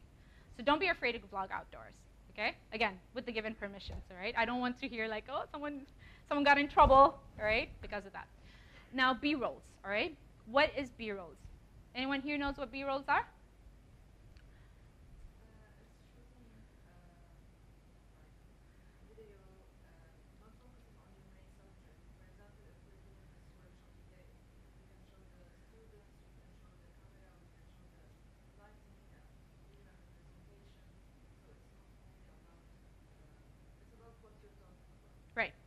So B-rolls are called establishing shots. Okay, it's a video term that I call B-rolls. Why? It's B-rolls. It's the idea that you're shooting everything else but your face. Okay, everything else that makes sense as a story that you would shoot for your vlog. So if you were to shoot anything like you walking towards a door, you coming out of the lift, you taking the seats or everyone else around, you know, or you just simply looking at the cameras and just showing out what kind of cameras are on the camera wall, these are all B-rolls. They're establishing shots that add content to your story, okay? Yeah, so if those of you, again, who are afraid or shy to be in front of the camera, do that 10 seconds that I kindly ask a request of you to show your face, introduce where you are, what you're doing, and what it is, the purpose of your video. And then the rest could be B-rolls. The rest could be establishing shots of what you're walking into, where you're coming from, the building, the facade, everything, okay? That's all your establishing shots. And if you want to do it creatively, you actually tend to, I'll teach a little bit more on transitions when we get to shootouts, okay? Because it's best if we learn them live as opposed to me explaining it. But of course, take a lot of B-rolls because you never know if they serve good content if you lack content. Does that make sense? Right? It will always serve as good content. Great. So now, especially when you edit, don't overthink it. And a lot of you would usually overthink it just by saying, oh, I don't look good in this. I need to throw a filter. I need to re-edit. I need to re-upload. Just don't overthink it, all right? If you got a message that's strong enough, just throw it as it is, or just put simple edits, side by sides. Throw in a simple transition that any of these apps have. Keep it simple to the point. Doesn't have to be like you change into someone else in the same way, yeah, like the new transition these days, right? No, we're not asking you to over-edit. We're just asking you to keep it simple. And when I say take action and be consistent, I want you guys to be ready. Be ready for the next round, okay? This is where we get to see you do your intros, okay? And when I say consistent, like I've mentioned earlier, okay, is just showing up for your videos, all right? If you're not going to consistently just do this, at least show up for your videos. Show your face, right? So our next role right now is to try our intros, okay? I would like every one of you here to participate. I know some people are very shy. I can see her curling up and about to die, okay? But the idea is just to reintroduce yourself, okay? The idea is just to reintroduce yourself quite creatively, all right? And figure out how you're going to talk to the camera, all right? All of us are here to support that whenever someone comes up on stage, I'm going to call this a nice little stage, okay, facing you or facing the camera. I want all of us to be supportive of each other, okay? For some people, it might be the first time that they're doing this. For some people, it might be the millionth time that they're doing this, right? Okay, the idea is to support each other by giving a hand of applause to every person who's nailed their 10-second intro, okay? And again, if you are not comfortable in speaking English, okay, feel free to speak in a language you're more comfortable with, in Arabic, Hindi, Greek, okay? In a language you're more comfortable with, as long as we hear your name, what you're doing, and where you are. So we want to keep this intro. I believe they're signaling me at this point, so all right, they're signaling me at this point to have a break earlier before you guys eat, and then have the energy to do this, okay? So are we going on break right now? Okay, great. So we're going to do an earlier break, apparently, all right? Guys, we're going to have lunch early. And we reconvene in 45 minutes. No, 1 hour, my bad. Okay, so that's 1:30 that we come back, all right? And from 1:30 onwards, I would expect all of you to have the energy that food supplies you with, okay? And try to reintroduce yourselves. Your name, where you are, and what are you doing here. 3 things, all right? Are you guys ready for that? Or are you ready for food, right? You're ready for food. All right, great. All right, thanks, guys. Let's break out for lunch, and we'll meet back here in an hour, okay? Yes? Give me a second. Let me just turn this off.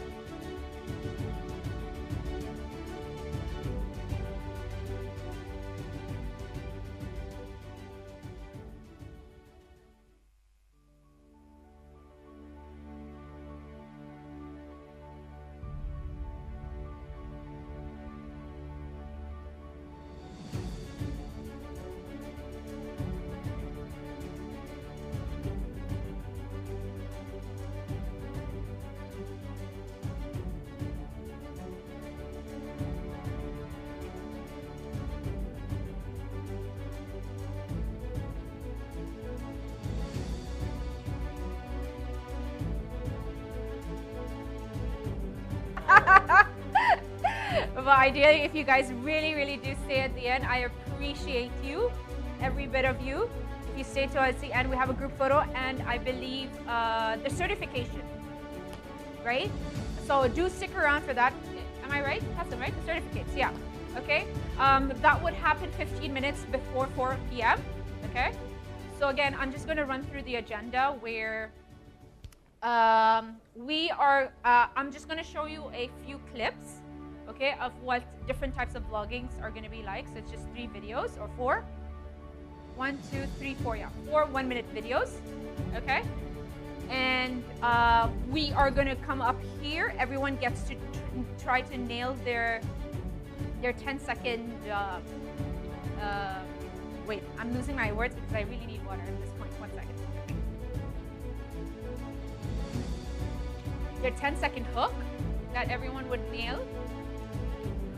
Just putting it out there again, that the fact that some of you may be experienced, a good lot of you may not be experienced with nailing your hook for the very first time. So the reason why we're doing a hook is because I want us to leave the hardest part. 1 second here. Yeah. Sorry. So I want to leave the hardest part out of the way. Okay? And the reason we're doing a hook is this should come quite naturally to you should you decide to create more videos that talk about yourself, your day, or your business. Okay? So I really want us to nail that 10-second hook under pressure, of course. No pressure. All right? But the idea is that I really want this hook for you to come quite flawlessly when you introduce yourselves. Okay? And be it introducing the way that who are you and what are you doing here and where are you technically. Those are the 3 main things that you should aim anywhere technically. Okay? So we're going to show you a quick video. All right? Can I have a raise of hands? Sorry. So we've already got our units over here. There are 12 actually, including this. Okay? Are any one of you interested to try out the unit? Yes? Okay. Great. Will be. All right. So when you do come up on stage to present your introduction, because we're going to be doing it where this will actually be seen on, will be projected alive here, right? I want to be able to let you know that while you do, by the time you get back, please pick up a unit, okay? So again, first come, first serve, but no, ideally just please do, yeah? All right. Great. Everyone had their food? Yes. Everyone ready to, practice their vocals? Right? Oh, cough in that. Yes, sure. Okay, great. So the first video I'm going to show you is for the travel bugs. Okay, this was shot using this camera, and this is a cropped camera. Okay, I'll be doing a 10-minute intro of this camera just to quickly show you how to use it towards the end before we vlog out. All right. So this is just to show you what this video was taken in Bangkok last July. Okay, I also want to introduce the idea that I have been working very closely with Nikon, and Nikon has a loan program. Okay, it has a program that's called a loan program, which allows you to loan cameras out if you want to try it out for either your vlogs, your photo shoots, okay, or you want to try out something new with any of the cameras that they have listed that is available with them currently. Okay, this includes the cameras with their lenses or separate lenses that you may ideally want to loan out to.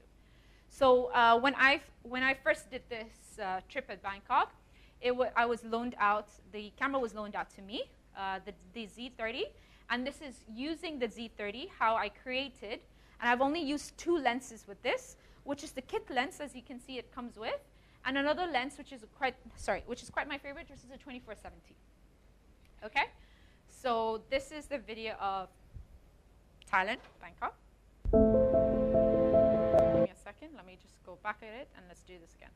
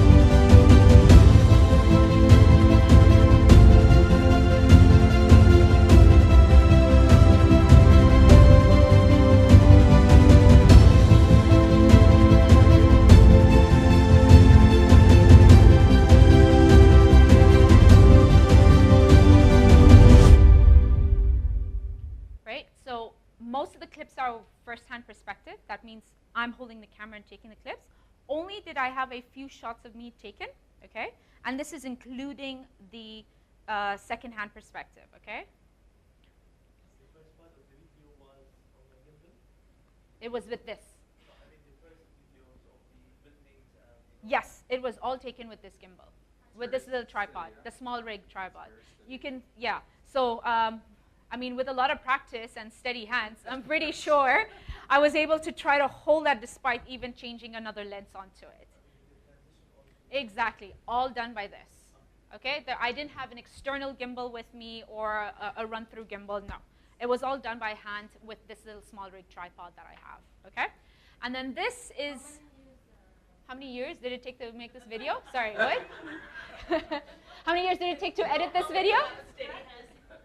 How many years practice? Honestly, if I took 6 years to practice my eyeliner, I'm pretty sure it took that much long to hold a steady, to have a steady hand.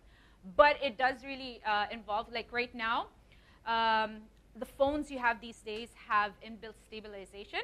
That is so good that even the shakiest of hands, it will look like it's flawlessly walking through the skies or the clouds. That's how good the new phones are right now, okay? But ideally, if you need to have steady, like if you need to take shots that are like going up and going down and just turning around, you really need to have steady hands. And I can't tell you the amount of shots you need to take. You're not, B-rolls, yes, you need, yeah. Oh, and the vitamins B12, of course, for steady arm strength, okay? You just need to, you need to take about, I would say, 4 or 5 times the exact same shot. And the best one is the one that I would choose out of the lot, right? So this one's a second-hand perspective where a lot of me involved and another, the first shot of it, yeah? So the one that I showed you is mostly first-hand perspective and just clips that I shot it so people know, okay, this is me, you know, come follow me, come do this and all that stuff, right? But this one involves a second-hand perspective. Welcome to Suvarnabhumi Airport, where the local time is 12:24.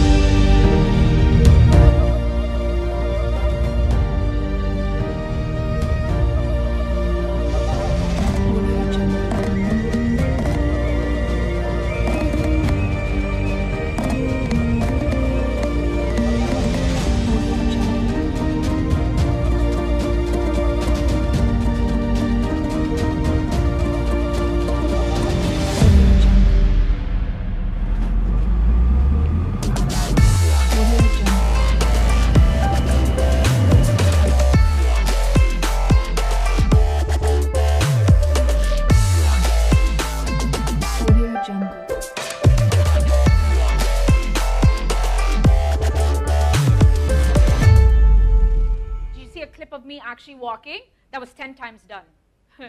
Not for the purpose of this, but for the purpose to actually prevent my arms from shaking a lot. Because the weather that time was not good, like it was really humid, and I'm just sweating profusely, my makeup was running down, and I'm just like trying to hold my hands really steady at that point. No, the Thai lady, exactly. So it was on a trip where they hired it for an MPM, which is a Nikon Premium member, where they do photo shoots at different countries, you know?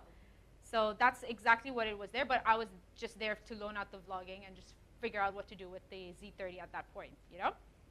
Great. So now, I'll show you 2 other videos, okay, of what different types of vlogging, especially the students that have gone through a school of vlogging with me, have created on their first round, and this was done quite recently with Rove Hotels, okay? And the idea was to show you how they turned that first experience of vlogging into an actual vlog, all right? So you can see the style and type of vlogs that they come up with. And I'm only going to show you 2 out of the 13 or 20 lot that we've created, yeah? Okay, so I'm just going to quickly do this. Please tell me it plays. Sorry, give me one. Behind me is the amazing Rove Hotel at La Mer. Guys, sorry. Rove Hotel at La Mer, Dubai. Today I'm about to show you guys what makes a holiday special for me. Is it the comfortable room? Is it the great food? Is it the fancy pool? Or is it those amazing cocktails they serve in the bar? Or wait, is it something else? Let's find out.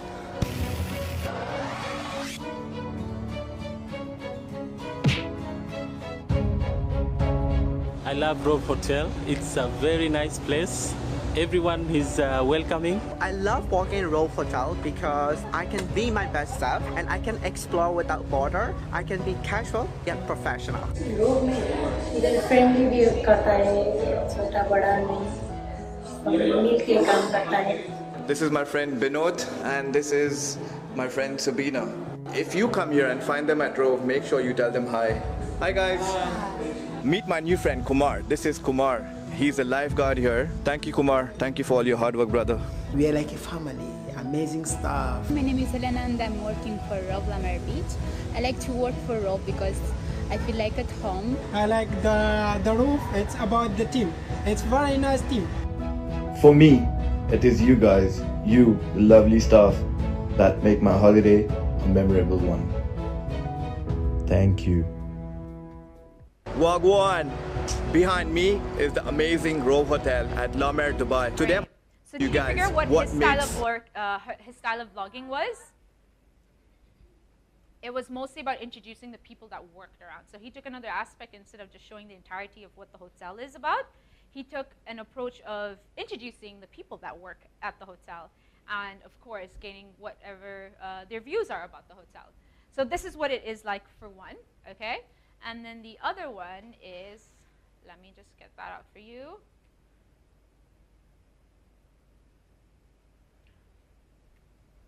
Hello everyone, wanna see something unique? Follow me here at La Rove. What's up everyone, wanna see something? Your first video is the worst. I always say that. You heard it right. Your first vlog is your worst. But you gotta understand that in order to be better, you have to take your first step. You will make a lot of mistakes along the way. What's up everyone? Follow me to how. But I promise you, try one more time and trust the process. #fitness, #life, Because you'll never know the time that you almost give up, that one more failure, that one more mistake could be your breakthrough. What's up everyone, I'm Suzette Pichi and we're here in La Mer, Rove Hotels, and if you want to see something quirky, fun and exciting, you need to follow me. Woo! Great.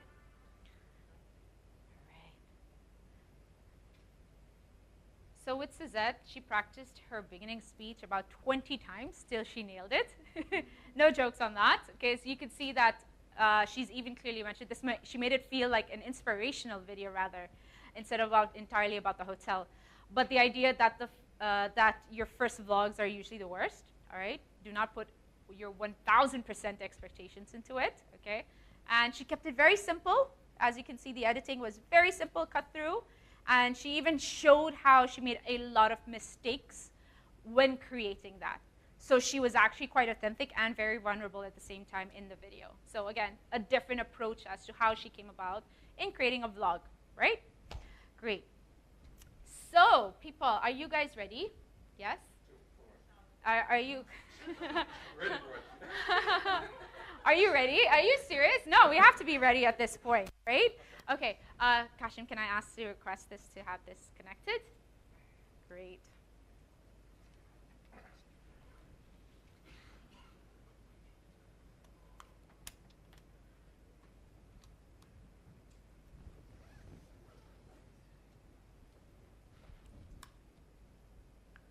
Guys, are you already thinking what your intros are going to be like?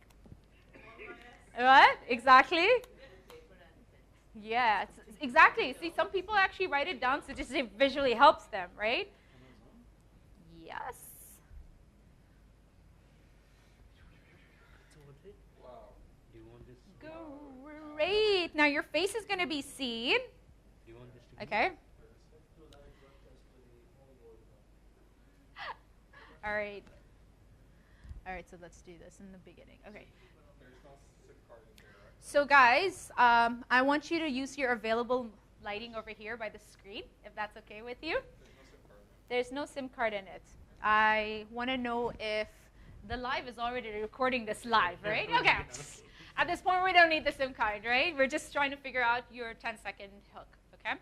I would like to start off with you, since you 100% confidence off the level, okay? I would like you to use the most available lighting, since we do not have a very long theatering cable. So please do use the audience as your background as you vlog, and of course, make sure that you focus on yourself using the lens, okay? What should I say? How long should it be? 10 seconds? I am timing you, okay? How long? No, I time you for 10 seconds, okay? Here, Eamon. No, if you go on, you go on. All right? Yeah, and once you're done, I'll let you know that either if you've gone overboard or not. Okay? So this way, it kind of tells you to tailor your next intro a little bit shorter. Okay? I know you're going to have 3 minutes intro, okay? So.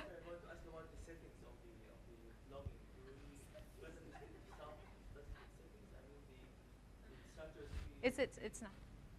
I will set it for you currently, because this is just to practice your hook, okay? But when I do the 10-minute presentation on the camera, we would, when each of you have your camera right now, we'll be able to help out with the settings here. So Joanna from Nikon will be able to help out with helping you set up your settings and everything, okay? Sorry, shooting this way. Great. Oh, you look gorgeous now. Okay.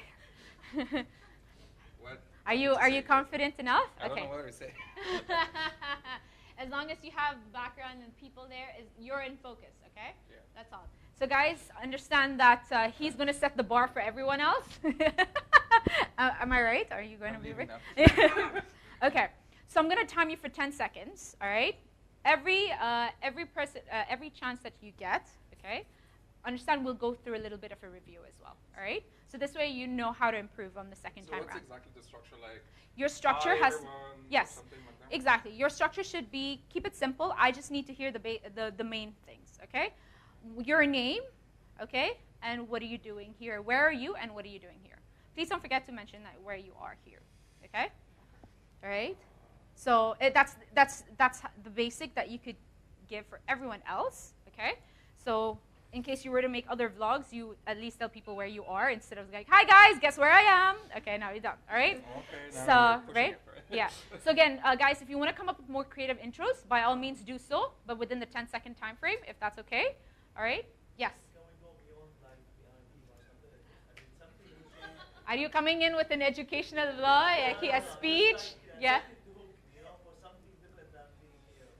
That is the main purpose, is to come up with a creative hook within 10 seconds. All right? Nail all the information that I need to hear, or we need to understand in that 10 seconds. All right? So it is the way you introduce, sorry, give me a second, Eamon, yeah? It is the way you introduce yourself. All right? I need to hear. No, that's okay. Figure out what. No, I need more. We'll go overboard and let's see, okay? But the idea is talk within the 10-second time frame and nail it. Just tell me who you are, what you are doing, and where you are, okay? Yeah, is it time asked? That's why. All right? It could be, you could come up with different greetings as well. You go like, yo, what's up, people? Or like, hey, hey, hey, guess who's back? All that stuff, all right? You can even try that. You're laughing because you have no idea what your intro is going to be like. Yeah, all right? Keep it simple. Go like, hi, guys. Everyone's going to go, hi, guys. So I'm going to hear a lot of that. But if you want to come up quite differently, of course, by all means, feel free to come up with your intro, okay? So the battery's going low, so I'm...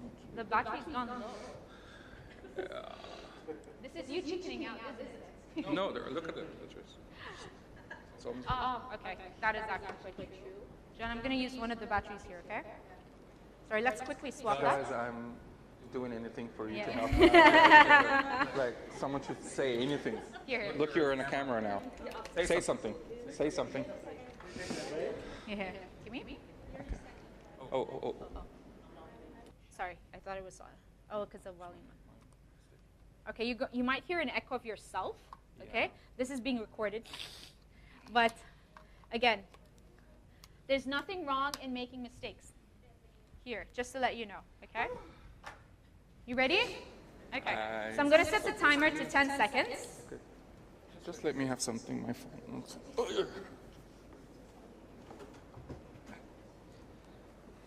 Okay. Sure, you written it out? I'm trying to find out like some information that I can use. No, it's okay. Just your name. Guys, I have received a lot of this where people actually forget their name as they introduce themselves.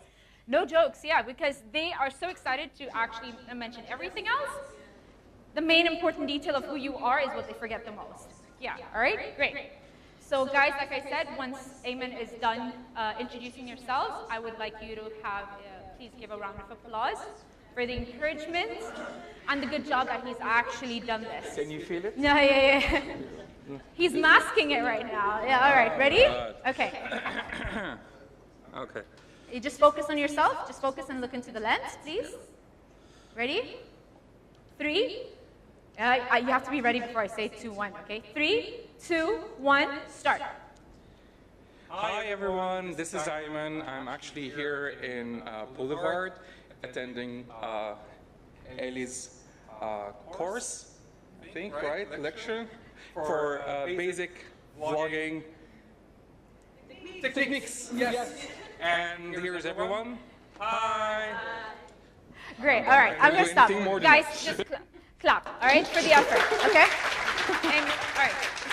So I'm only gonna do this once. Okay, just to show what happened because he got flustered and the first. I would always accept the first one to redo the introduction because they were the first ones.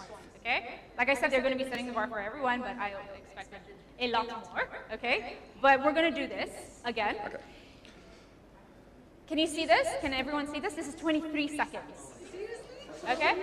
Did you see? He was breathing for 2 seconds before it even started. Can you show okay? actually the timer? Yeah. Show the timer. Okay, there's a timer here? No. You have to say it as it goes, okay? So now that he knows what he's about to say, okay? Like I said, he started off first. He's definitely going to make a blunder, going to make a couple of mistakes. He forgot where he was, or what the course that we were teaching to begin with, okay? So let's try that one more time, okay? Considering you are the first one to go, I would accept that, all right? But I'll expect everyone else to start doing it. There's no SD card. There is. Oh, okay, great. I actually was recording it. Okay, great. All right, are you ready, Ellaine? I'm trying. All right, ma'am, just your name. Where you are, don't forget where you are. Okay. Hepa, exactly. And what are you doing here? Okay? When I mean what are you doing here, what did you learn? What are you doing here? Either one. Okay. Okay? It's not recording. Yeah, I'm dead impressed. All right, ready? All right, ready? 3, 2, 1, start. Hi everyone, this is Ellaine here with Ellie and all the team here. We're actually taking a course for vlogging in HEPA premises. Hi everyone! Great! Stop. Guys, please, a round of applause, honestly. I need this louder, okay? That's really great. Can you guess how many seconds that was considering he told you his name, correct? He told you where he was, correct? And he told you what the course was about or like who the instructor was and the course was about, right? Can you assume what the timing was? 13. Okay, 12. 12 seconds. And you saw how when he was given another chance, he recollected what he made as mistakes in the front, or like a blunder, and he flawlessly fixed it the second time around. Even though he had a little bit of a hiccup, it is very natural for you guys to actually go through a hiccup. Yeah? Great. Again. This is how you vlog. And this is how you vlog your first nail 10 seconds. Thank you so much. Thank you. So how's your heart? It's still really going fast. That's good. But now that you've done it, you can put it on your CV. You tried vlogging. All right. Hi. You are next. No, there is no skipping. I'm sorry. We are here for a nice little hour for you to learn. Okay? Yeah. All 10 seconds at this point. All 10 seconds. The only reason I'm giving him as an allowance is because I really wanted him to recorrect since he was the first one.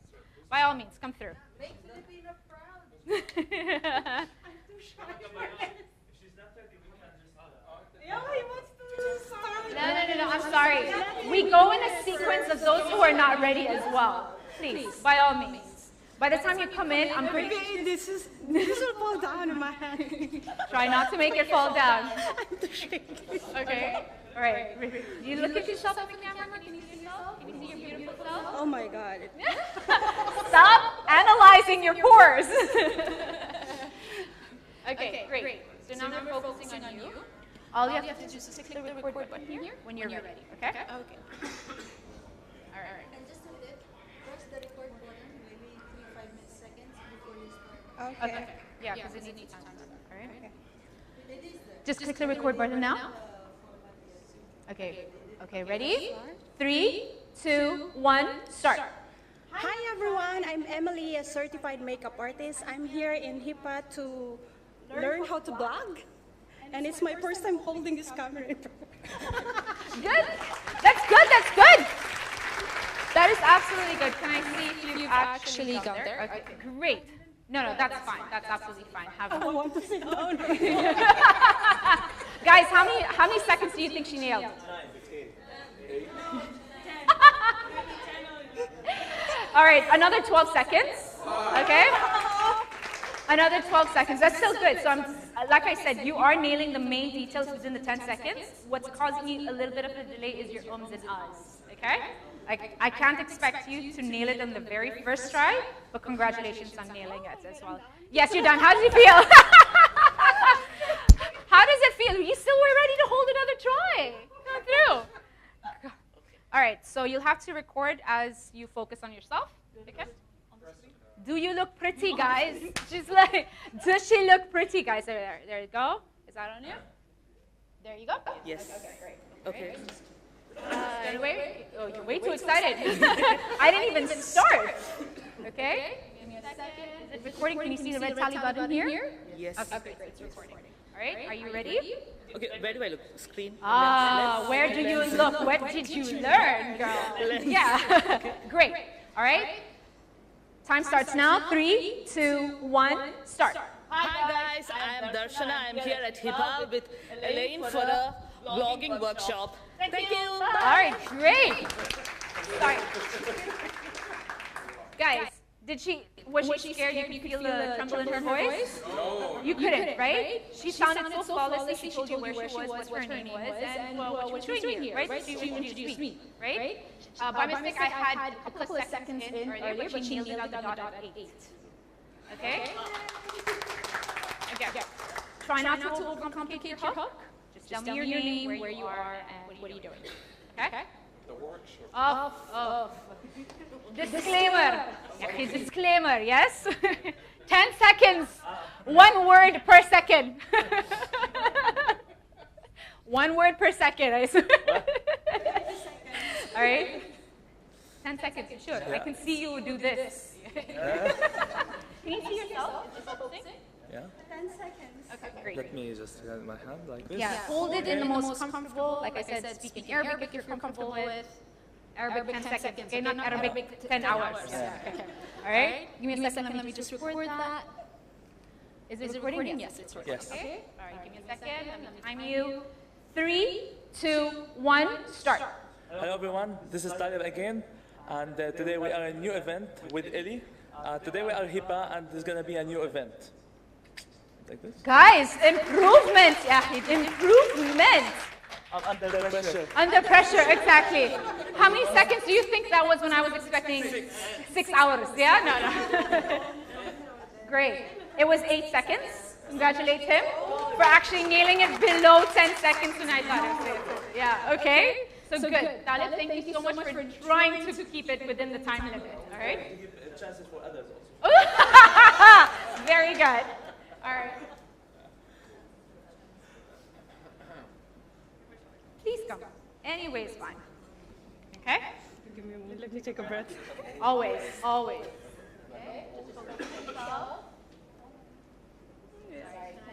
Can you stretch your arms inside a bit? Okay? Yeah. There you go. Lens. Yeah. 1 second. Yeah. Okay. Is she focused, guys? Because I can't understand inside. Okay, great. Okay. I'm going to start recording, so it just needs a couple of seconds. Can you see the tally light on? Yes? Is it red on? Okay, great. All right. Breathe in. Breathe out. Are you ready? Okay. Timing starts now. 3, 2, 1, start. Assalamu alaikum, this is Aisha Amir and I'm back today at HIPAF to learn vlogging. And these are amazing people. See you next time. Great, great.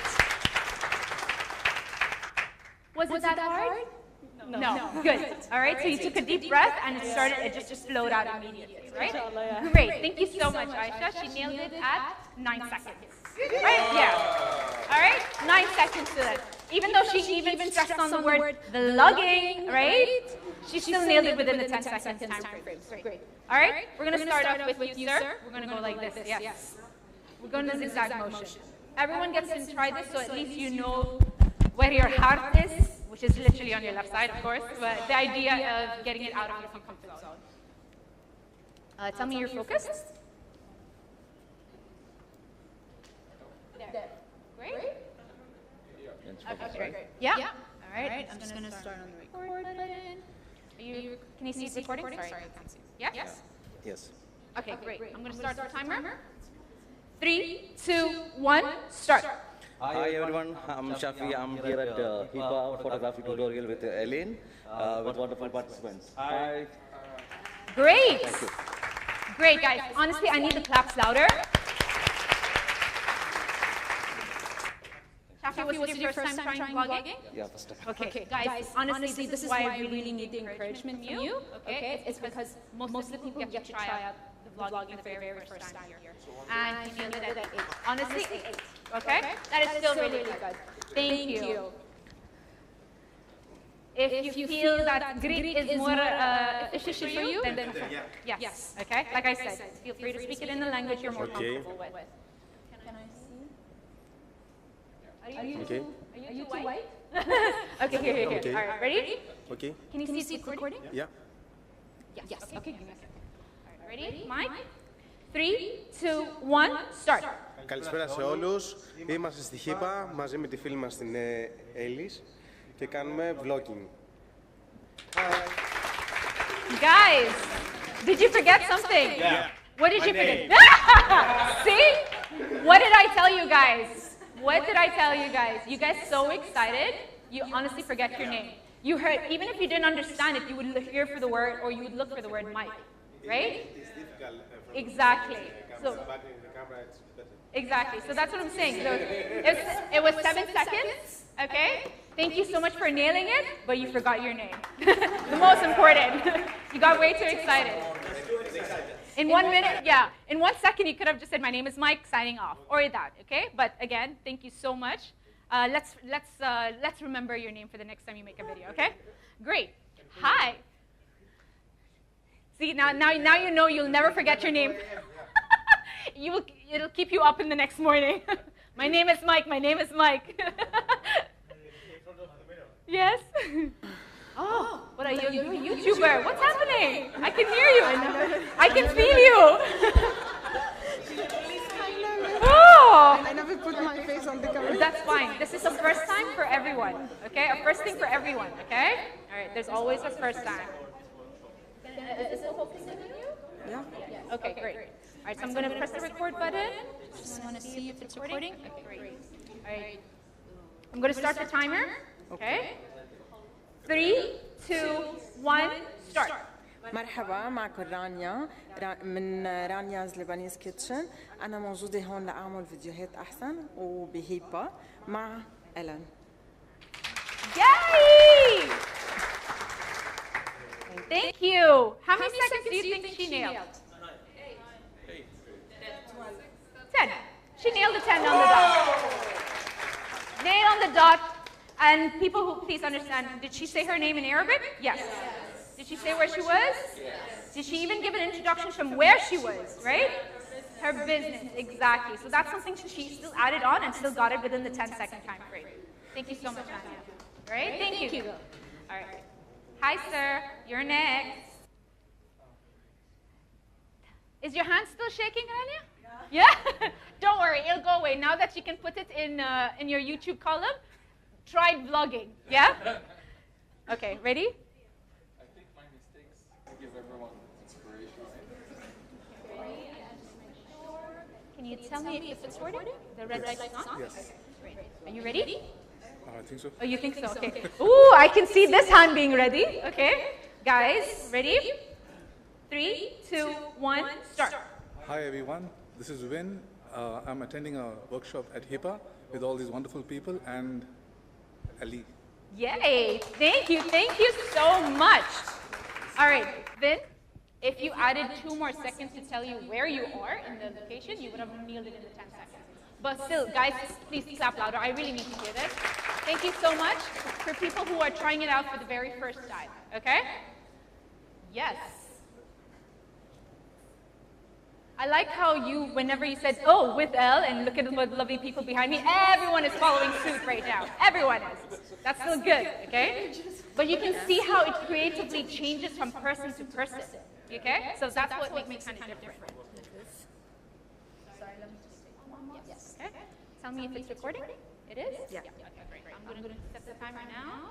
And 3, 2, 1, start. Hola everyone, this is Omnia and I'm here in the Photographer's Paradise, HIPAA, and this is my first vlog with Ellie. Guys, that was so cute! Absolutely cute! So you saw how she changed it up, alright? She didn't say, hey guys, look at me behind or everything. Yeah, she changed it up and it was really good. She even came up with a different introduction, right? And she nailed it in 9 seconds. Very good, under 10. Actually, it's exactly. Yeah, it would have been exact if she did breathe, which I felt you were holding it here. Okay, so if you decided to give a loud breath, it immediately would have been 10. But congratulations, thank you guys.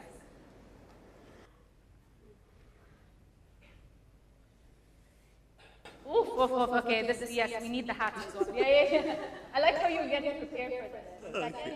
Okay, hold it. Okay. I'm gonna speak in Arabic. Yes, okay? that's fine. Okay. Can you tell me if it's recording, please? The red button? Okay, yes. All right, ready? 3, 2, 1, start. السلام عليكم، أنا صالح بعليس مصور فوتوغرافي وأنا اليوم في مقر جائزة حمدان للتعلم عن تصوير الفلوجينج. Oh, wow. Guys, can you translate what she said? So I just want to know, he said your name? Did you say your name? Yes, I say my name. Okay. He says what he's going to do here. Where is he? He said the full name of HIPAA, didn't he? Yes. Look at that. In under 10 seconds, he said the full name of HIPAA. Congratulations. Guys, clap, please. Honestly. Thank you so much. Hello, your time to shine. I like how he said the whole name, and I was like really trying to figure out where the word HIPAA was in there. Yeah. Great. Let's focus a little bit away from your face. Perfect. Okay. Tell me if it's recording. Yes. Okay, perfect. I'm gonna take a deep breath. Okay. I can see your shoulders rise up really high. Okay. All right. Ready? 3, 2, 1, start. Hello guys, this is Dr. Abchi, blogger here. I came here to attend HIPAA event, and there's a beautiful event happening today, and I wish you all the best. Thank you. Let's hope for the best. Guys, honestly, clap. Did you feel the energy burst out from someone who was sitting so quiet throughout the entirety of the show? Did you hear the energy that came out of his voice? Okay? Right? He surprised us, or he surprised you, yeah. All right. Although he did go over time by 14 seconds, okay? I was very impressed on the quality of energy that came out from him, from someone who was very quiet throughout the entirety of the show, right? Thank you so much. Hi, Mr. Editor, come through.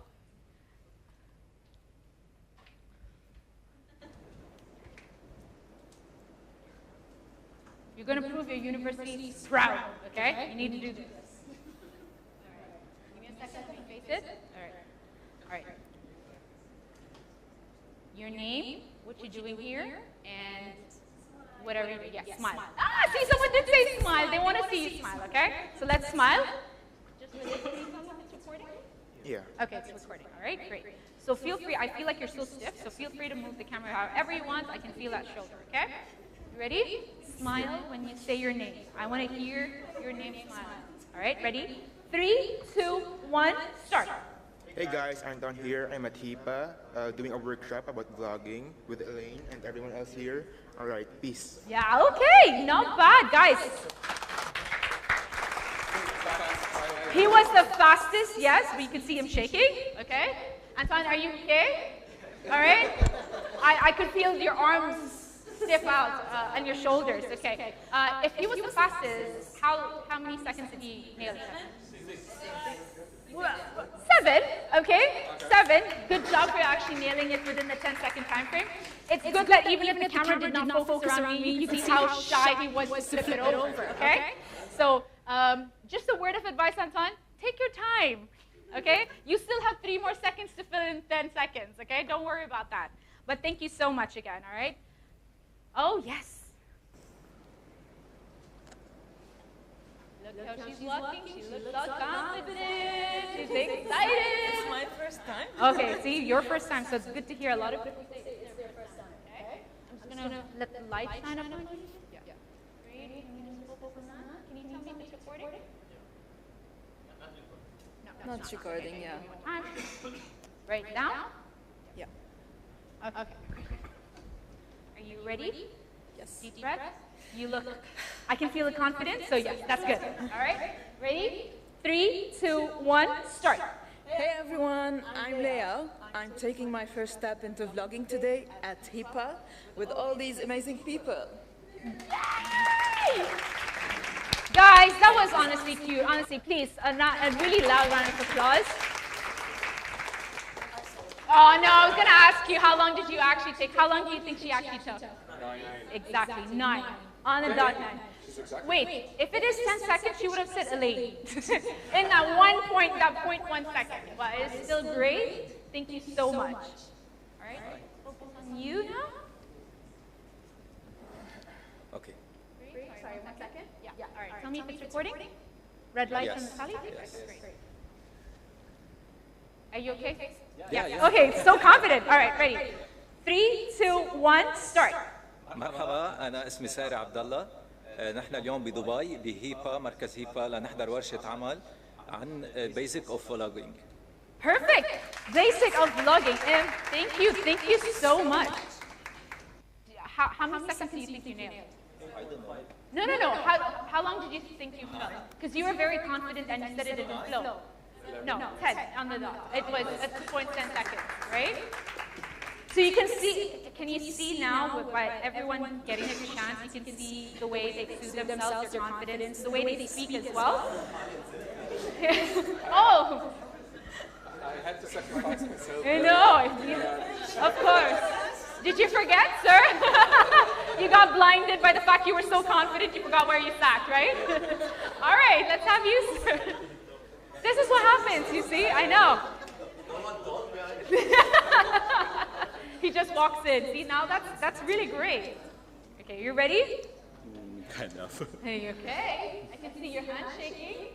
Don't worry, your smile is going to throw everyone off, okay? Great. Give me a second, 1 second. Focus on that. Please tell me it's recording a red tally light? Yes. Okay, perfect. I'm going to start your countdown. In 3, 2, 1, start. Hi there, this is Mil. Right now we are here in HIPA and attending how to do vlogs with Ellaine. Perfect. Okay, great. He even landed it even shorter. Mil, where's your ending speech? You forgot. See, you can hear how people ended or how people abruptly ended. Mil, if in case I have to review that, okay? Always say, here with Ellaine, and I hope I learned something. Something even short, or I hope I have a great time, or something like that, you know? So always think what you are at the moment and how you feel, and just add that into it. 7 seconds, another one who's on the dot with really fast runs, okay? I know I can feel you sweat because the amount of water you chugged in was like, okay, we're doing good. No, you okay? Are you okay? Do you need a hug? Okay. All right.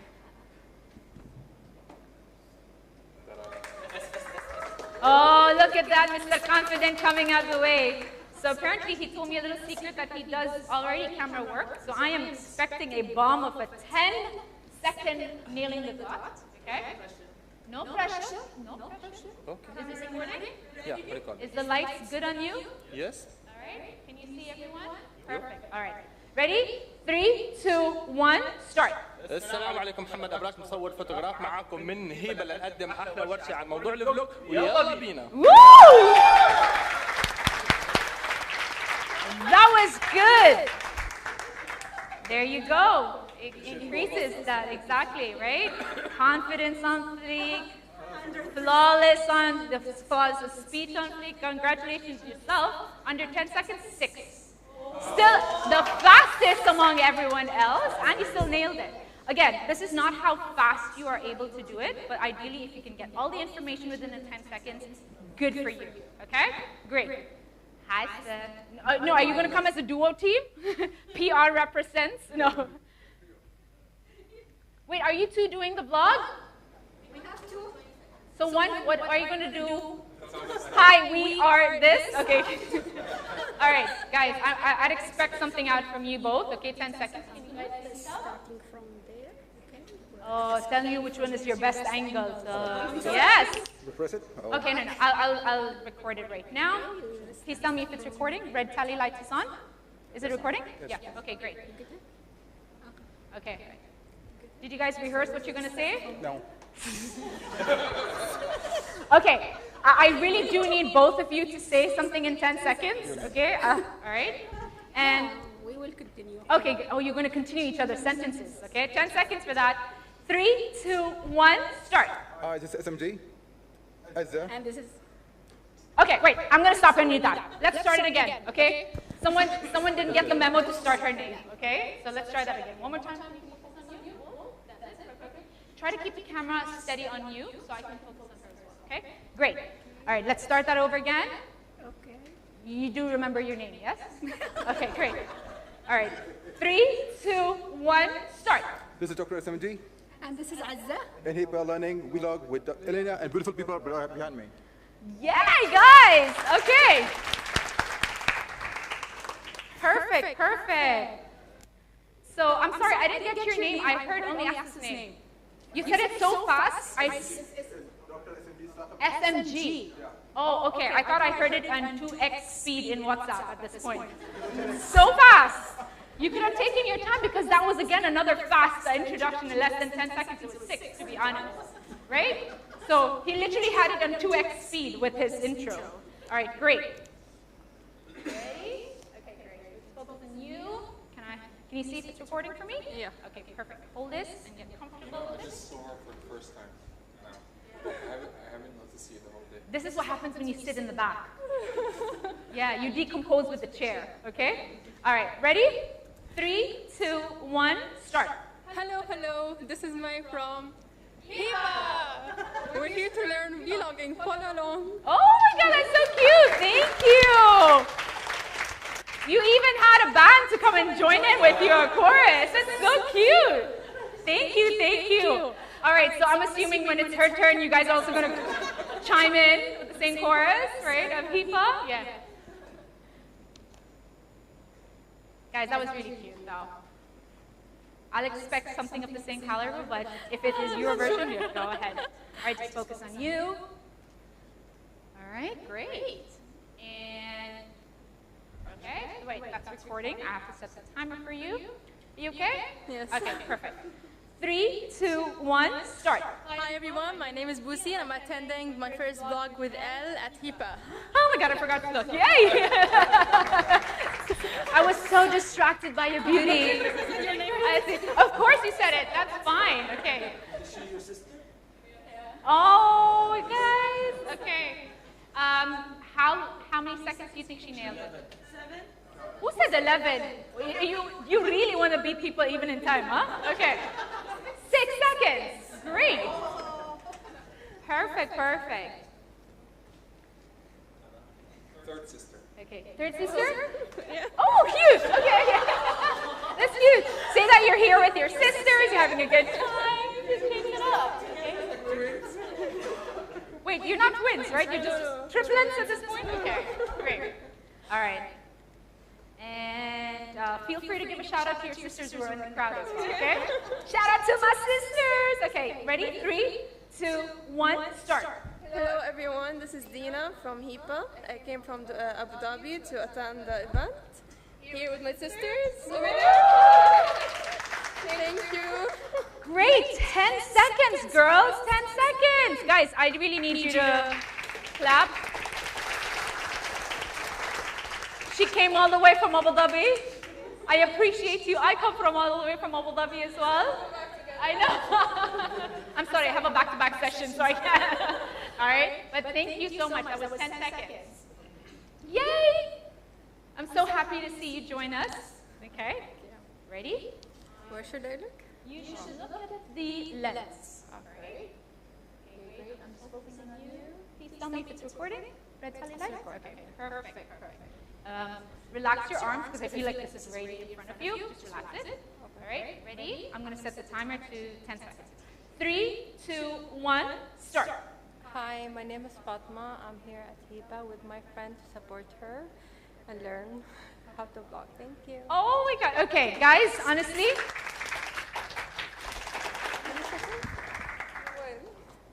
Did you mention your name? Yes. Okay. Can I ask, all right, this is in the case where I feel that she's very shy. Okay? Very, very shy. All right, please remind me again because I was looking at you on the screen because I wanted to see your body language. Fatma, can I ask you to redo this? Because when I see certain instances when someone's really shy, I will want you to do it again. Okay? All right? Let's try this one more time. I want you to say that you are here to support your friend. Okay? But I want you to say it with such life. Because you go like, hi, my name is Fatma. I'm here to support my friend. No. As long as you say, hi, my name is Fatma. I'm here to support my friend, it will automatically flow in from there. Okay? So just say it differently and a little bit more energy. Okay? So try not to feel too shy because I know everyone is watching you at this point. So this is why you're a little bit shy and scared of it. Okay? I can see it from the way you hold your hands. So just relax. Relax your hands and yeah. Okay? Don't forget your name. I know this is now you say, I'm here to support my friend, but you forgot your name, okay? Great. So at least I'm breaking the ice right now, and I hope the second time around is going to be good, okay? All right. Good luck, Fatma. All right. Recording right now. And Fatma, ready? 3, 2, 1, start. Hi, my name is Fatma. I'm here at HIPA to support my friend and learn a little bit about vlogs. Thank you. Great. All right, guys. For some people, it might take a bit of time. I still congratulate you. No, I still congratulate you for nailing it at 7 seconds, okay? And still be able to say it without interruptions, okay? So I applaud you for that, all right? Thank you so much, Fatma.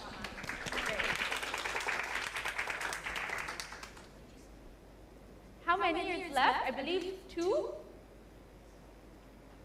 Are you also coming? I'm serious. Only one, right? That's you. You are always watching everyone do this. Okay, I expect a lot of you. All right, great. Give me a second. I'm so happy you have a friend supporting you. Now you support her back. Okay? Can you tell me it's recording? Yes. Oh wow, the camera is really high. So now I know how you take your camera shots. Okay? All right, ready? 3, 2, 1, start. Hi, my name is Masha'il. I'm here at HIPA with the queen of vlogging, Ella. Let's go and check my new recipes. Oh, great, guys. Thank you. Thank you. Well, no support for Fatma. She came all the way here to support you. You could have done that in the next 4 seconds, but 6. Yeah. 6 seconds, and she still was able to introduce the fact that she actually wanted you guys to support. All right? So again, throwing in little extra details makes the video more interesting. All right, can we have a last one, please? Hi, guys. Did you feel like an hour passed by? Great. Did you say yes, you felt an hour? Because you were the guys who spoke the fastest, of course. You felt. Yours is ×2 speed, okay? All right, great. Okay, so all you have to do is just hold the camera, okay? I'm going to press record, just look into the lens. Introduce yourself, okay? And what are you doing here and where are you going? Okay, just keep it simple. All right, let me just focus on you guys. Last one, guys, I expect encouragement from you guys, okay? Ready? Let me just reset the time. Look into the camera, look into the lens, okay? All right, 3, 2, 1, start. Hi, guys. This is Malik. It is a beautiful Saturday to attend this nice session in HIPA. with beautiful audience. With both audience. All right, guys. Thank you, thank you. Thank you so much. I'm sorry, I didn't get your name. I didn't hear it clearly. Malik. Okay, great. All right. But I'm pretty sure this is recorded, so it's not recording me forgetting a name. Oh no, the live. Okay, 13 seconds though. Okay, but it was so nice that you introduced it was a beautiful Saturday afternoon. Did any of you guys introduce that today was Saturday, or Khalas, you forgot it was Saturday today? Right? No, great. So it's so good of you. Thank you guys so much. Now you can definitely write it on your CV. You tried vlogging. If this is not something you want to continue, but at least you tried facing in front of the camera and figuring out if this is for you or not. Okay? The idea was to get out of your comfort zone, figure out how to nail your intro in 10 seconds or less, and also this comes quite flawlessly. The more that you do videos, the more that your intro comes in flawlessly. All right? So this was just a practice session. I'd like you guys to give yourselves a round of applause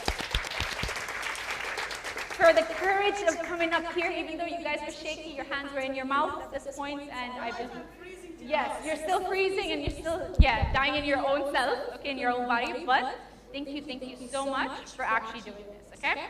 So now what we're going to do is, in the next half an hour, because I would like you guys to come here, so it's 2:56 right now. I'd like you guys to come back by 3:30, 3:45 the most, because by 3:45, I would like all of us to take a group photo, okay? And also spend the next 15 seconds for the certifications, all right? 15 minutes, sorry, I don't know why I said seconds, yeah? Yeah, sorry, yeah, you were saying? Oh, okay, yeah, then that's fine. Let's reverse that cycle, okay? Let's do it the reverse way. We'll take a group photo now before I find anyone missing in the outside of the buildings and can't come back up, okay? Let us do that.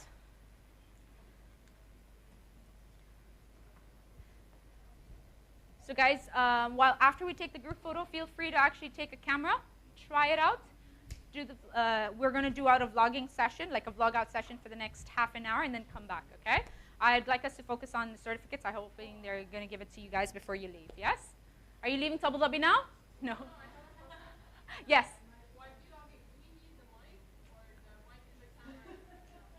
So it is debatable. If you forget your mic, you can always use your iPhone mic, okay, or your phone mic, all right? The idea is we need the clarity in your audio because the audio in your camera does not cancel out noise. It will take all of the ambient noise around you. But if you have a camera that is connected, a mic that is connected to your camera with a little bobcat or dead cat, they call it a shotgun mic, on it, it cancels out all the noise and just focuses on your voice. All right? So you can hear it double my voice when it was turned on, right? Yeah, but you can hear everyone else. Yep. Great. Group shot, guys? Yes? Since everyone's sitting here, should I just throw myself over here? Yeah? It'll be easier? Yeah, let's do that. Let us do that. Where the soft light is. Who said that?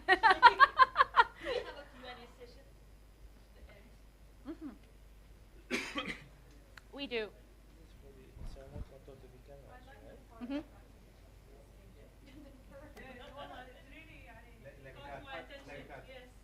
I'll show you how to use the camera when everyone else is doing their own vlogs, okay?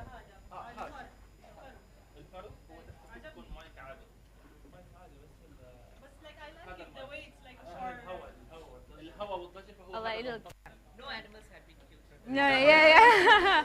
No animals. Come through, guys.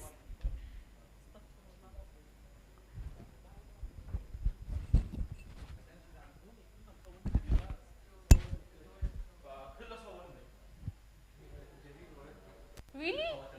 They left us here? They left us live? Who is part of it? Muhammad, we would like to take a group photo with these beautiful people here using this